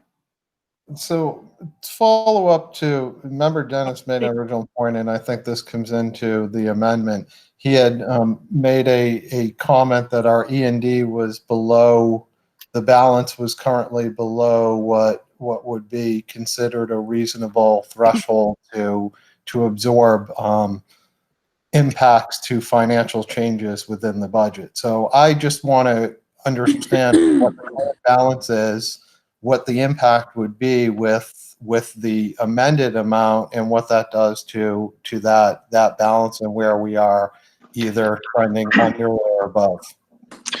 So I can speak to that, Megan.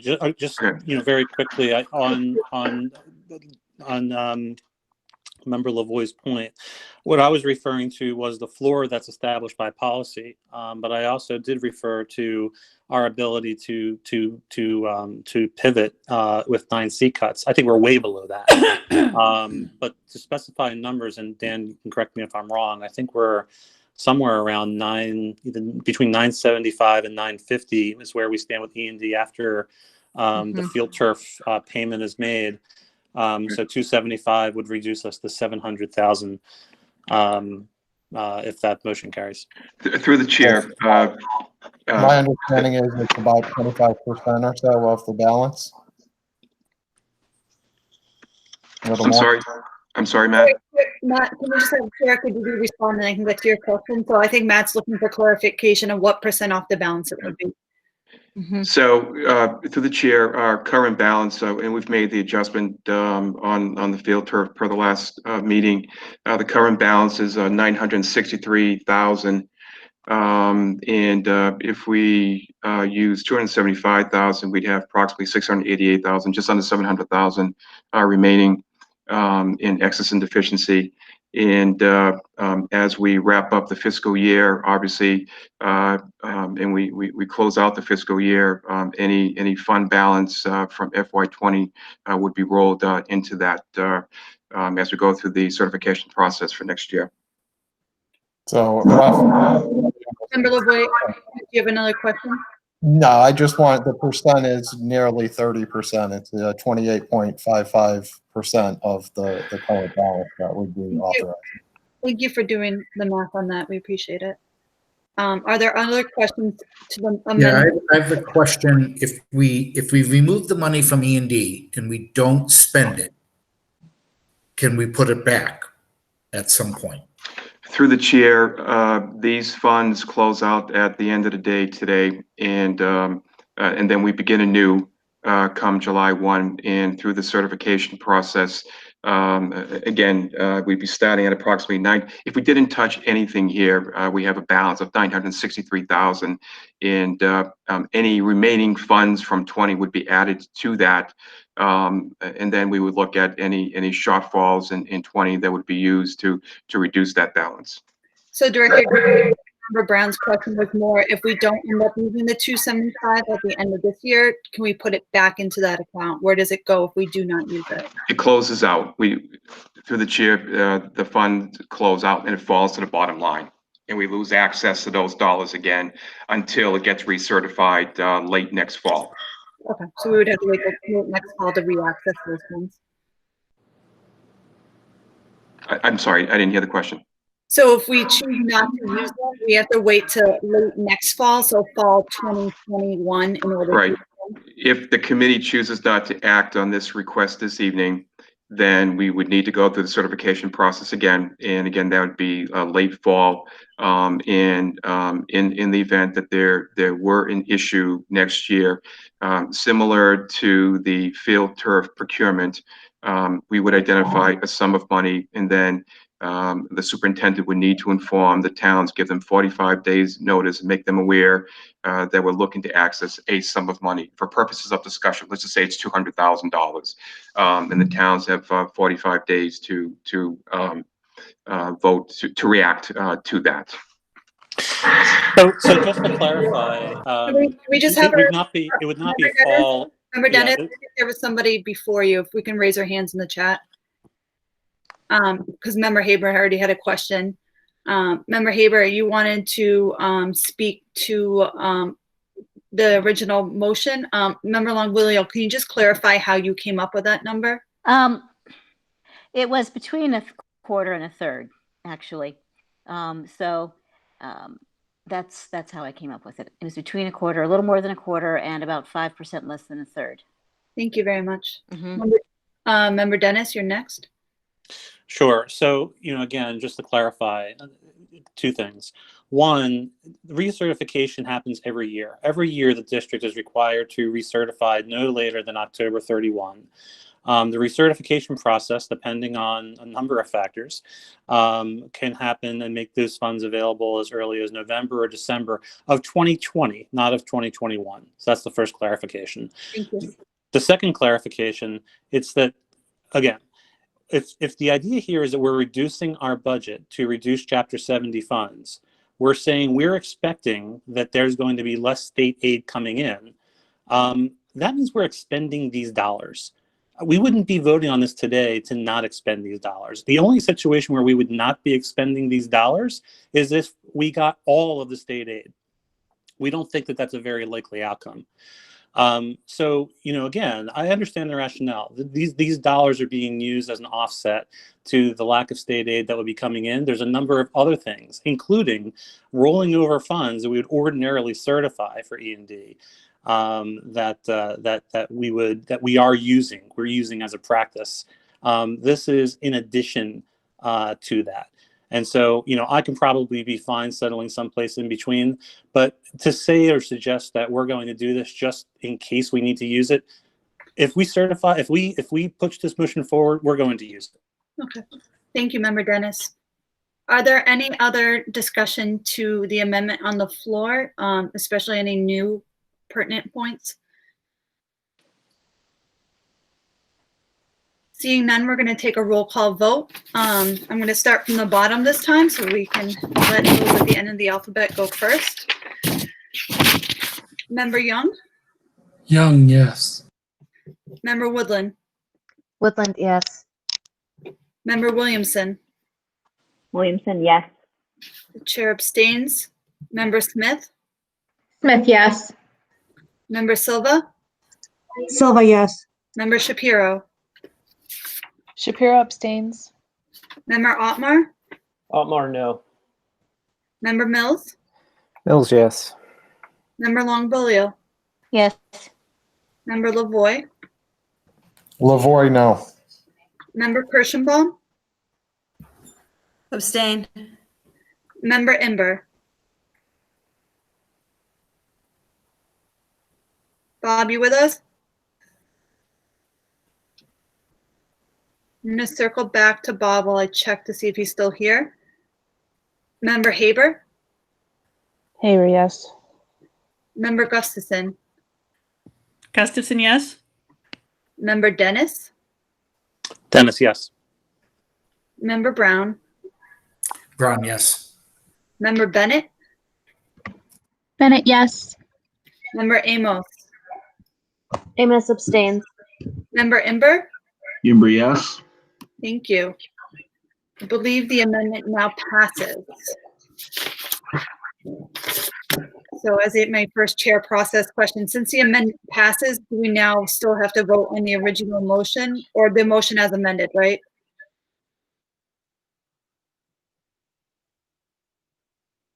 I believe that's right. All right, I'm getting there. Yay, I'm doing it. I'm really doing it. All right.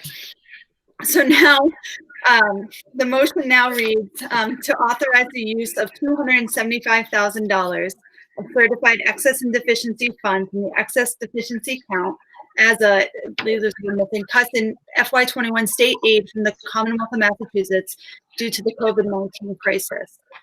Is there discussion now on that motion?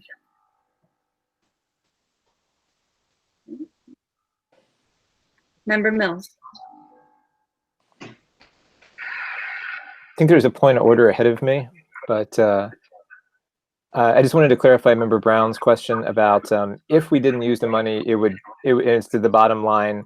The district can either put it into a revolving account and roll it forward, or it could go to E&D if we don't spend the money. Although I suspect, as Member Dennis suggests, we would spend it if we vote for it. Thank you. Member Gustafson. Yeah, I was just noticing the time again. Sorry. Sorry. Can I make a motion to extend the meeting another half hour? There's a motion for to extend the meeting. Is there a second? Second. Second. Any discussion of the motion? Okay, starting from the bottom again, Member Young? Young, yes. Member Woodland? Yes. Williamson? Yes.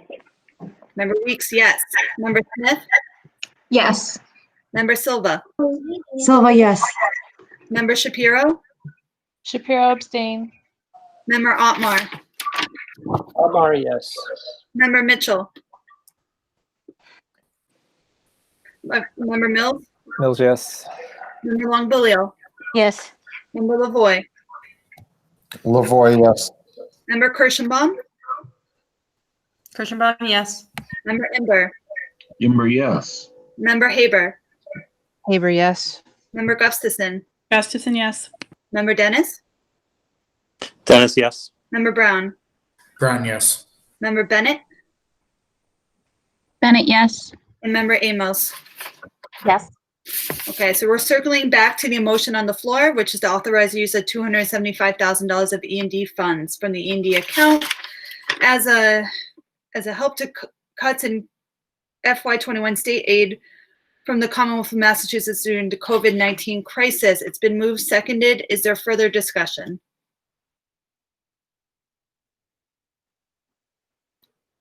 Member Otmar, is that a hand towards this? It is, yes. It's a clarifying question. For this, because this is, there was discussion before, I believe, with this being budget related and requiring a supermajority. Is that correct? And this is a clarifying question with this. Let me look it up. And if anybody knows the answer quicker than I can find it out, I'd appreciate it. Contracts.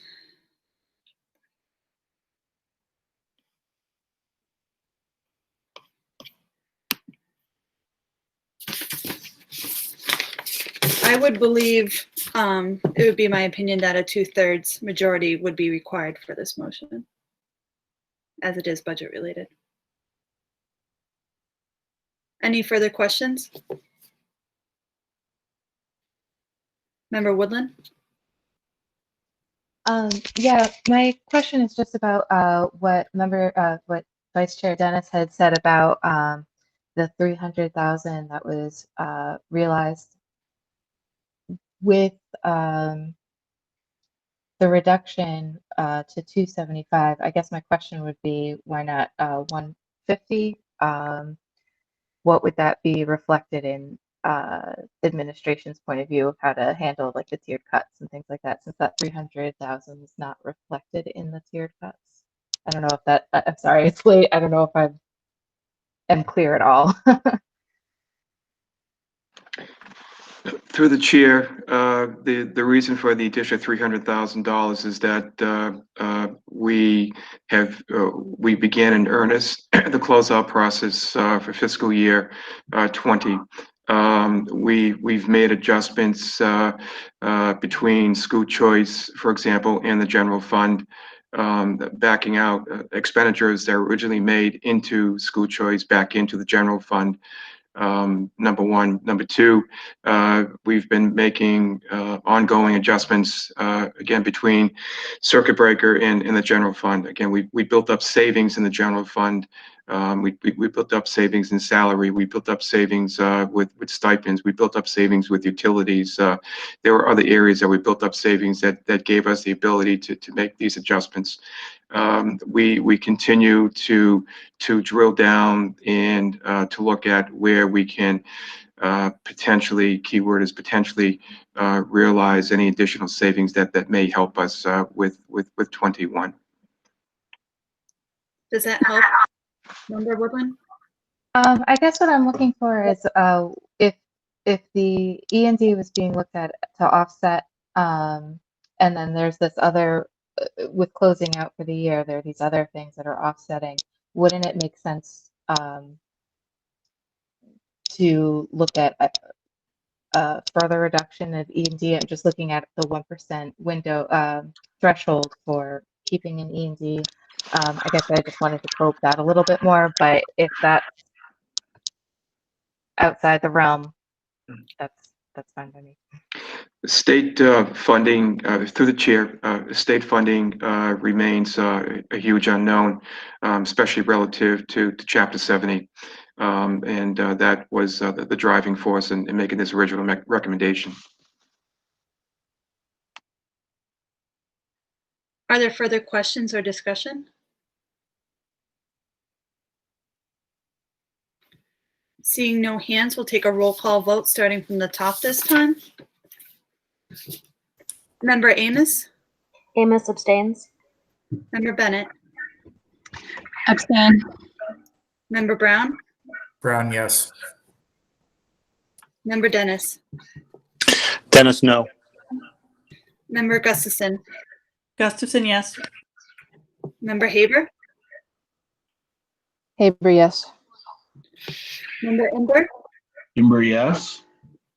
Member Kirschenbaum? Kirschenbaum, no. Member Lavoy? Lavoy, no. Member Longbouliel?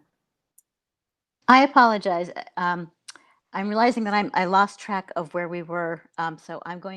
So is it too late for me to ask for a point of information? At this point, yes, Linda. Okay, then I have to reluctantly abstain. Member Mills? Mills, yes. Member Otmar? Otmar, no. Member Shapiro? Shapiro abstains. Member Silva? Can you just repeat what your means to this motion? The motion on the floor is to authorize the use of $275,000 in E&D. Okay, I I didn't vote know. no. Yeah. Okay. Can I change my vote? Am I allowed to do that? I'm sorry. I'm just very tired. I was up past midnight last night. so- No, you can't change your vote. I don't think you can change your vote, Linda. All right, thank you. Member Silva, you have the floor. Yep, my vote's no. Member Smith. Smith, no. Member Williamson. Williamson, yes. Member Woodland. Woodland, no. Member Young. Young, yes. And the chair abstains. Madam Secretary, do you have a tally on that vote? I'll be right there, please. Thank you. I believe it does not pass, but I just want to check.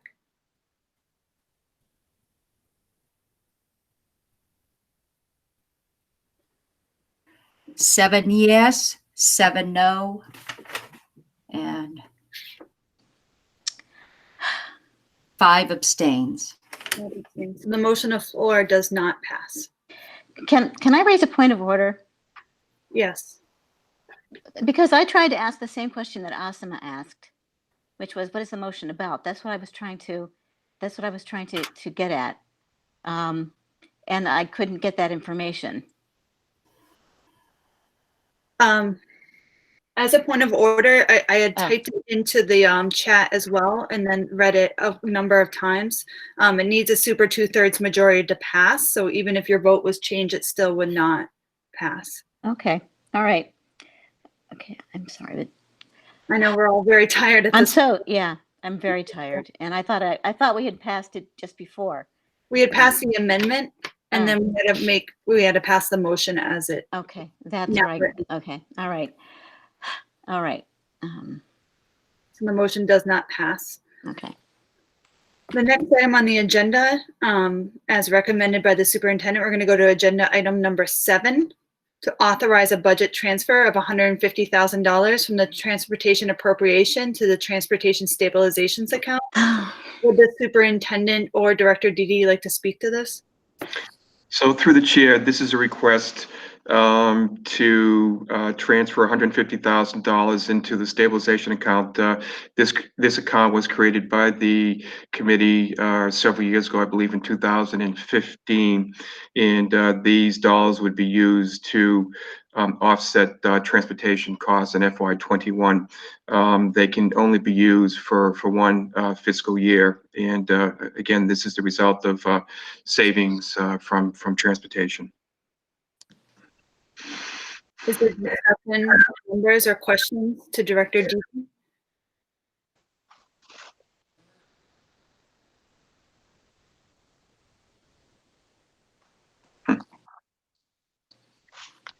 Okay.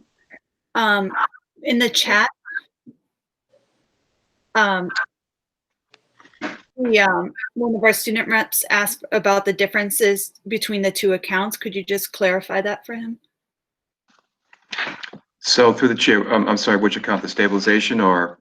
Yeah, the difference between stabilization and just the transportation appropriation. Okay, so the transportation appropriation, that is part of the general fund. That's part of our operating budget. The stabilization account has a different set of mass general laws that are used to create this account, and it's treated, if you will, as a rainy day fund, for lack of a better term, used to offset those costs in the subsequent fiscal year. So one is general fund, one is revolving fund. Does that clarify for you? Yes, thank you. Okay. Is there further discussion? Megan, I don't think anyone made the motions, or I didn't get the names. Correct. I'll make the motion as printed in the agenda under item number 7. Second.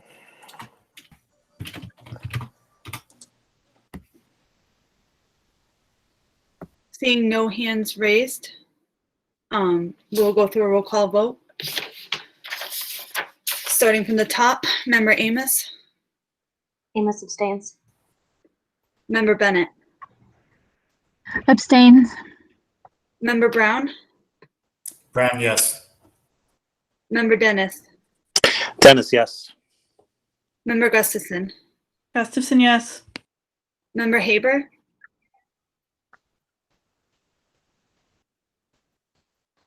Sherry, are you still with us?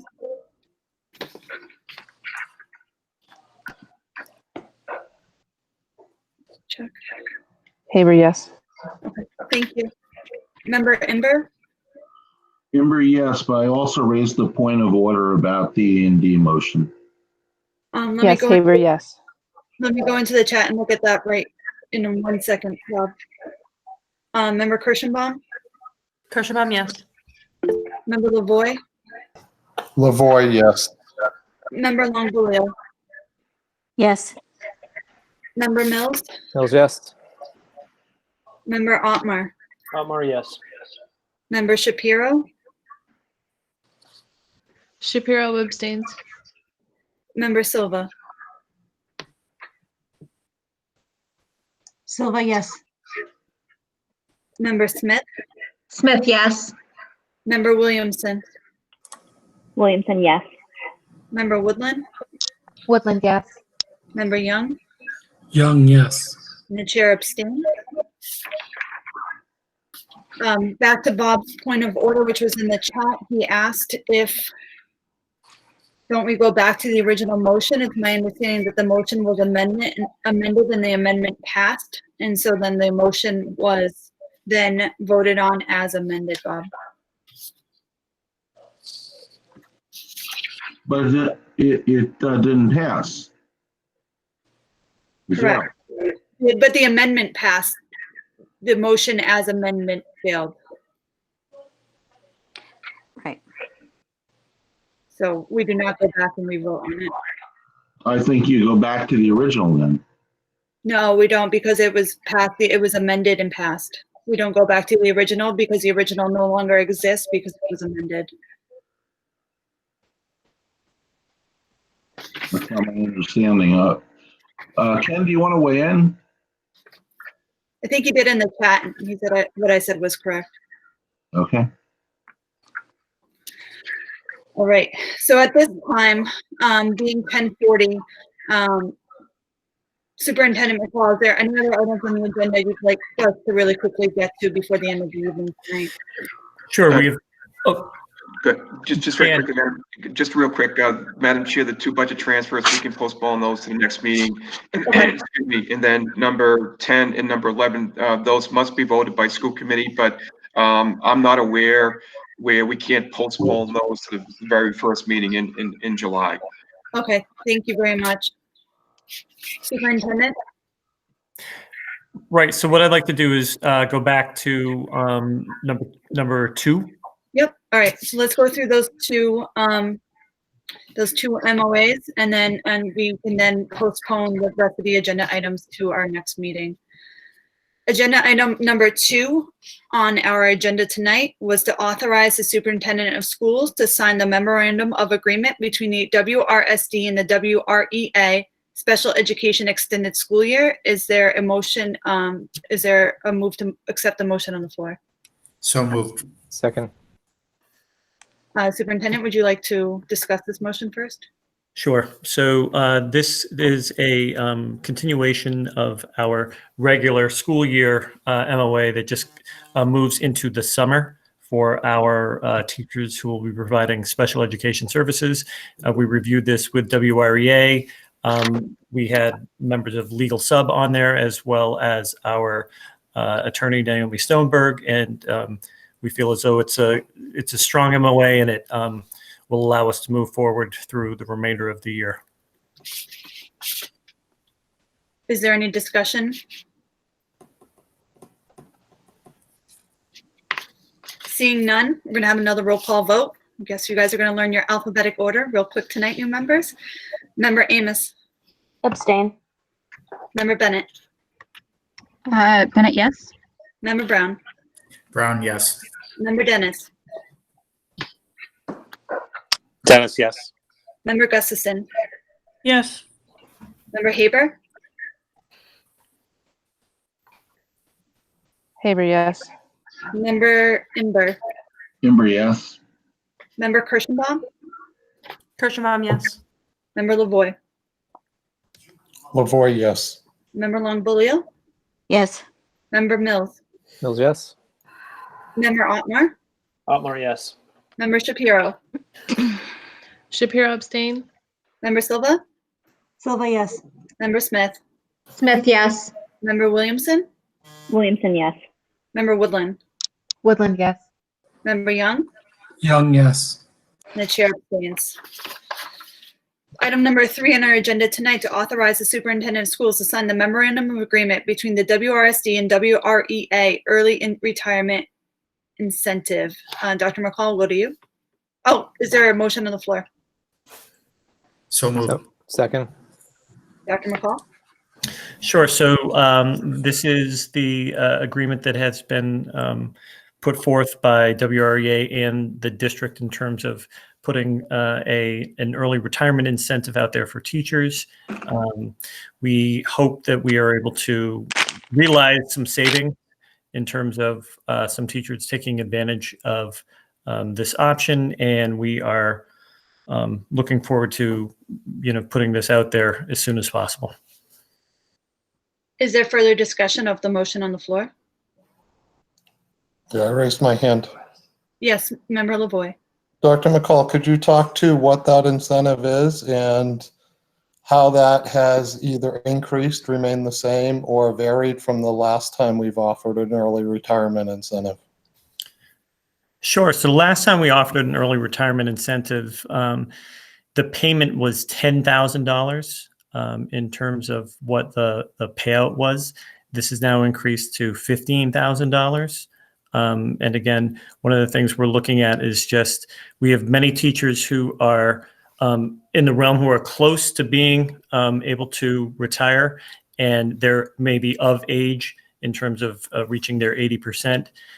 We also have to remember that we have many teachers who have been here for multiple years, 20, 25, 30 years, and the longevity funds that are on top of their base salaries make this such that we still end up making quite a bit of money by bringing in a lower salary teacher at that time. So just a quick follow-up to that. It's my understanding when we offered 10,000, when was that? How long ago? Oh, Matt, you had to ask. Rebecca found it for me. I'm trying to think. Maybe 2013, Rebecca? Oh, 2013. 13, okay, yep, okay, Heidi had it. And it's my understanding, so this is my point. I think that 15,000 is not a very high incentive. In 7+ years, we're going up $5,000. I don't think we had a lot of teachers take it back in 2013. Comparable districts, Leominster, I believe, recently offered $20,000 per teacher. And I think if our goal is to look at taking the most vulnerable people of COVID, being the seasoned teachers that might be in that age range that's much more vulnerable, that we should really consider a strong incentive for the safety of our teachers and for the financial savings of perhaps hiring somebody on a lower end of the salary spectrum. So I think we're being penny wise and pound foolish here, and we should look at providing a real incentive that would really turn the dial here. Thank you, Member Lavoie. And we want to get to everybody's quick comment and try to wrap by 11, but I also have some members of the public that want their comments heard, and it's extremely important to me that we do read their comments. Member Dennis? Thank you. So when we, through the chair to the superintendent, when we refer to quite a bit of money, can you quantify what that is, and do we have an assessment of what passing this motion tonight would mean for the district in terms of a dollar impact? Jeff, we had talked about this a little earlier. Do you have some of those numbers?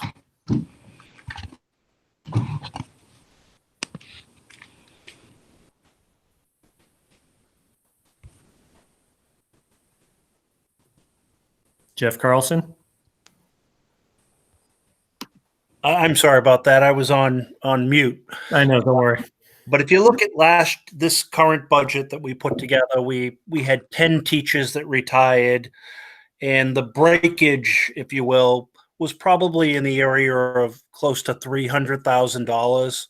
So you will have some senior, more mature teachers that will retire and take this incentive, say in the range of $85,000 to $90,000 in salary.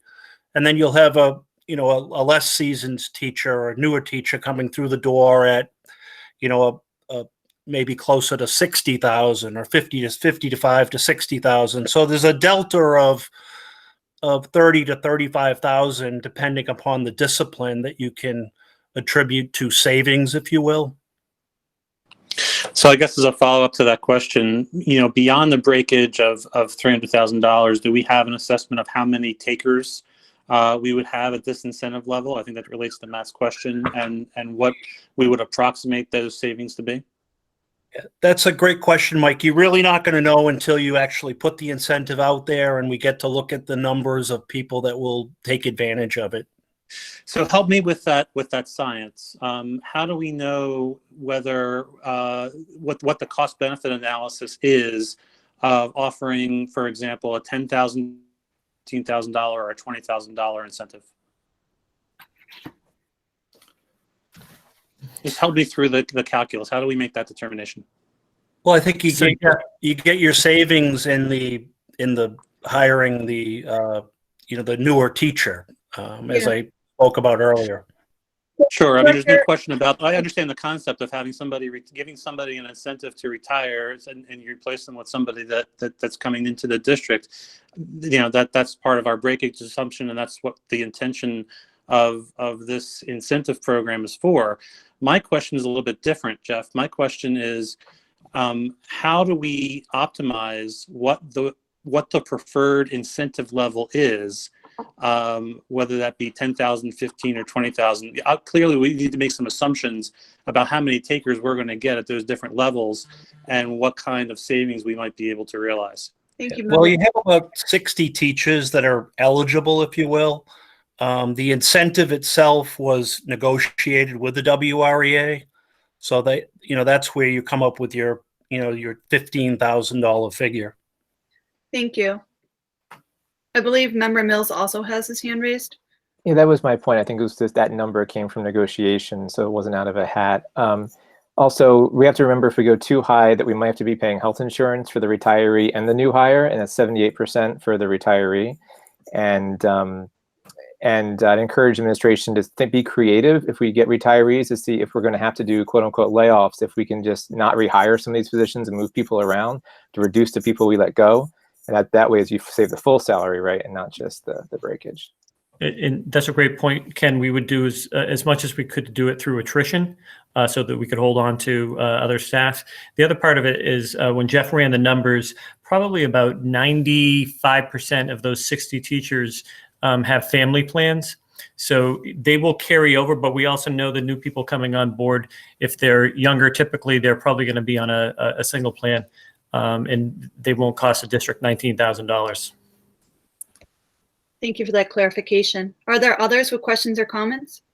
And the superintendent actually has the discretion to deny if we get too many, and we don't need that many to retire. So, Thank you, Member Brown.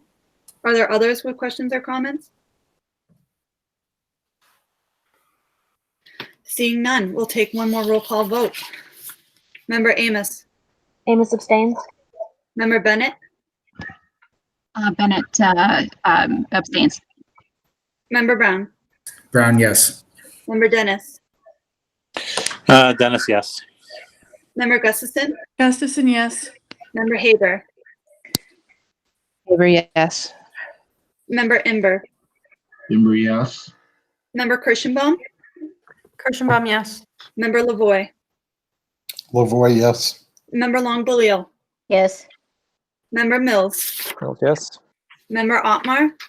Otmar, yes. Member Shapiro. Shapiro abstains. Member Silva. Silva, yes. Member Smith. Smith, yes. Member Williamson. Williamson, yes. Member Woodland. Woodland, yes. And Member Young. Young, yes. The chair abstains. Motion passes.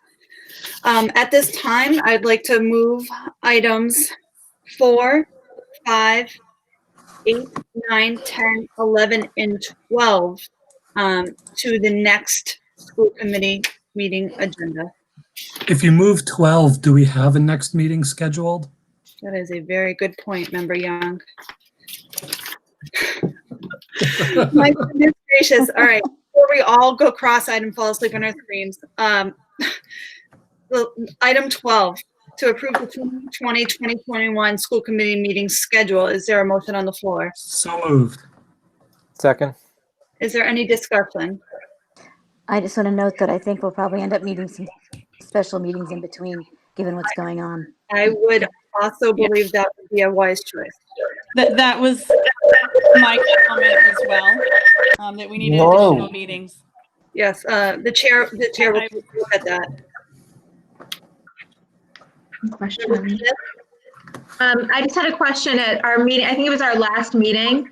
Asma brought up that in setting the calendar, no one had asked her about religious holidays, and I'm not aware of religious holidays that others might have that I don't have. So I just want to make sure there's no conflicts. So I don't know if we want to just set our next meeting date and then take the calendar of our meetings up at our July date so that people can look at a calendar if they haven't done so, because we do have the new members that just joined us yesterday as well, or today. Member Lavoy also has a hand.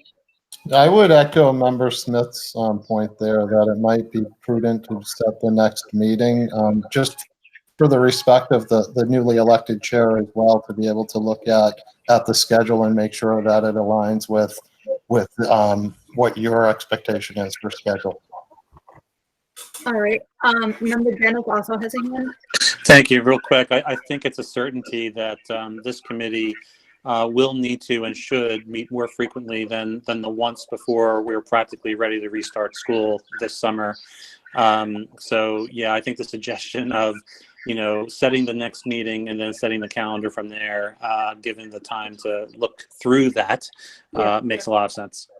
So then just kind of logistically at this point, would there be an amendment on the floor to amend agenda item 12? Is it possible to just retract my motion? Or does the floor? We could just amend the motion to. Was it seconded? Yeah. Yep. So could there be amendment on the floor to perhaps approve? Sounds like Ken's making a motion to amend. I don't know if he is or just stating it in the chat. Member Mills, do you have a motion to amend?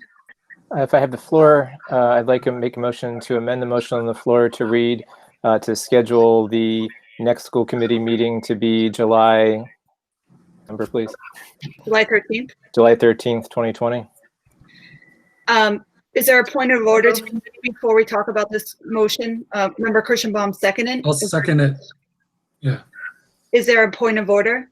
Member Gustafson, perhaps? Yes, because we're not going to have time to vote. Do we need to extend the meeting one more time? I believe we may. Yes. Would you like to make a motion? I will, sure. Yes, to extend the meeting. We won't go till 11:30, but we need to extend it for procedural reasons. Second. Okay, let's go from the top. Member Amos. Yes. Member Bennett. Yes. Member Brown. Brown, yes. Member Dennis. Dennis, yes. Member Gustafson. Yes. Member Haber. I think she left. No, she's there. Oh, okay. Okay, I'll circle back to you. Member Ember. Ember yawns, yes. Thanks, Bob. Member Kirschenbaum. Kirschenbaum, yes. Lavoy. Lavoy yawns, no. Longbelial. Yes. Mills. Mills, yes. Otmar. Otmar, yes. Member Shapiro. Shapiro, yes. Member Silva. It doesn't mean we have to go to 11:30, right? It just means we have up to 11:30, so I vote yes. Smith, Correct. yes. Smith. Williamson. Yes. Woodland. Yes. Young. Yes. And the chair votes yes. And I promise new members, does not happen every time. I promise. So the motion on the floor was to amend the motion. So to amend motion 12 to read that the school committee's next meeting will be July 13th. And it was seconded. Is there any discussion?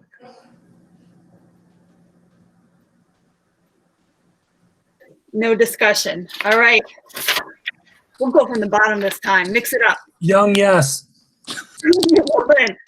Woodland, yes. Williamson. Williamson, yes. Smith. Yes. Silva. Yes. Shapiro. Abstain. Otmar. Otmar, yes. Mills. Mills, yes. Longbelial. Yes. Lavoy. Lavoy, yes. Kirschenbaum. Kirschenbaum, yes. Ember. Ember, yes. And Haber? happy birthday, Malia. No, not today, the 13th. Yes. I'll give up my birthday for you all. Yes. I'll get you to 11:45 that day then. Haber, yes. Haber. Gustafson. Yes. I'm sorry. Dennis. We're all going stir crazy. Yes. Brown, Brown, yes. Bennett, Bennett, yes. Amos, and the chair votes Amos. I'm going too fast. Oops, sorry, I said yes, but I was muted. Sorry, yes. Okay, and the chair votes yes. We have a next meeting on July 13th. There is no unfinished business on the report. We will do the approval of minutes at our next meeting. I'm sorry, point of order. We have to actually vote on the amended motion. I'm sorry. I'm getting too excited to go to bed, Member Young. I apologize. All right, so now we have to vote on the amended motion on the floor. So the amendment passes, and now the motion on the floor is to have our next meeting. The school committee shall meet on July 13th. Yes, I will have the public. Oh, yeah. All right, Member Amos. Yes. Bennett. Yes. Brown. Brown, yes. Dennis. Could you reread the motion on the floor? No, I'm just kidding. Dennis, yes. Don't mess with me at this hour, Dennis. All right. Gustafson. Yes. Is this, I feel like this is some sort of like, never mind. All right. Haber. Trial by fire tonight. Haber, yes. Kimber. Bob? Yes. Use that word, Member Dennis, but yes, trial by fire is what I went with. Kirschenbaum. Kirschenbaum, yes. Lavoy. Lavoy, yes. Longbilio. Yes. Mills. Mills, yes. Otmar. Otmar, yes. Shapiro. Shapiro, yes. Silva. Yes. Smith. Smith, yes. Williamson. Williamson, yes. Woodland. Woodland, yes. Young. Young, yes. Next on our agenda would be to go through committee reports. As committees other than business and finance have not been formed yet, I actually do believe Madam Secretary Peterson has resent an email to you where you would put your committee preferences down. Please do that ASAP, maybe before you travel to bed tonight, so that we can form those committees. It also leaves a place on that form for school council membership. We do very strongly encourage everybody to join a school council, and we want to make sure that all our schools are represented. Next on the agenda is our second public hearing. There was a number of public comments to come through during our meeting tonight, and I would like to make sure those people get their voices heard. Our first email comes from Stacy Carroll from Holden, Massachusetts, and she states, to the school committee, I would like to encourage consideration by the district to use clear face shields in lieu of masks for faculty and students for in-person education in the fall. Recent research has shown that face shields are equally as effective or more effective than masks.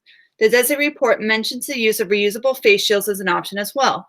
Masks tend to result in people touching their faces more often to adjust and move the mask. More importantly, though, clear shields allow for full communication access, which is particularly needed for any students with hearing or communication disabilities. For example, a child with hearing loss who relies on lip reading cannot communicate with classmates wearing opaque masks, and the district could potentially be required under ADA to provide that student with full-time accommodations in the form of translator or captioning, which would be far more costly than providing face shields. Seeing facial expressions of teachers and classmates is important for best practices in learning for all students, not just those with disabilities. The WRSD can be at the forefront of universal access by providing face shields for the upcoming year and potentially save money by reducing the need for costly accommodations in the process. Thank you for considering this option for promoting full access and enhanced learning in the face of this crisis. Next, we have a comment from Leslie Mason, who asked, can you comment on how the guidance from the American Academy of Pediatrics and recommendations for full return for school to children plays into the decisions regarding the plans for the WRSD? I would ask for the superintendent to include that in the follow-ups that the committee has asked for on the reopening plan. There's a comment regarding middle school sports by Jordan D'Amelio, who is an 8th grader at Choxet Middle School. Dear School Committee and Superintendent McCall, my name is Jordan D'Amelio, and I'm entering 8th grade at Choxet Middle School. When I heard that school sports can be cut, I was devastated. Since I'm going to 8th grade, this will be my last year to play middle school sports, and I really want to play and prepare myself for high school. Academics aren't the only subjects in school that are invaluable to my classmates and I. School sports help young men and women develop traits like leadership, determination, perseverance, responsibility, and so many more. In 6th grade, I went to states for the long jump and came home with 2nd place. This was the best day of my life. To me, school sports are more than just a game. They have been the reason for so many good days. The fact that I might not be able to have other days like that crushes me. Being on the soccer team makes me feel accepted for who I am and that I belong. I don't want that feeling to be taken away from me. I feel like I missed out on 7th grade since track was canceled this year, and I can't imagine feeling like I missed out on 8th grade. I need school sports to help keep up physical, mental, and emotional strength. Without school sports, I wouldn't have become friends with so many kind and encouraging people, including my best friend. I would miss the excitement that pushes me through the school day when I know I have an event after. I would miss seeing my friends and making new ones. Most of all, I would miss watching other people and seeing new generations of middle school sports come in the future. So please don't cut sports to me because they mean the world. And then I do have 2 more comments to be read into the meeting. Hello, Holden School Committee members. I wanted to thank the members who urged the administration to increase communication and transparency with regard to fall planning. I also wanted to express concern about the committee requesting that DESE increase capacity at the state virtual public schools. The initial guidance requires districts to communicate with families and have a remote learning plan in place for students unable to return to in-person school. There might be a number of reasons a student is not able to return to school for medical or social emotional reasons. It is important to remember that each student enrolled in schools reduces our student count, and we will lose student funding in a model similar to school choice. Certainly, this is no small task, but with some creativity, I do believe it's possible to be innovative in staff allocation and realignment of responsibilities to meet the needs of the greatest number of our students with robust online opportunities that are engaging and full of meaningful interactions with their students. And that comes from Amy Michalowski. And then last, we have a final comment. And this comment is coming from Lynn Hanley from 11 Wyoming Drive in Holden. It says, good evening and thank you for the opportunity to comment. I would like to echo the comments of members Lavoy, Kirschenbaum, and Smith. They each raised very key issues, especially for the need for a timeline sooner rather than later. Related to the comments, I would like to point out the following. 1, hand washing. Mountain View, for example, has 1 restroom for boys and 1 restroom for girls per floor. Frequency of hand washing and who monitors the restrooms are concerned here, as well as balancing that time with time on learning. 2, decision on what the school year is going to look like. What are parents going to do with an elementary school student if the schedule is 1 week in, 1 week out, or if the school is only a half day?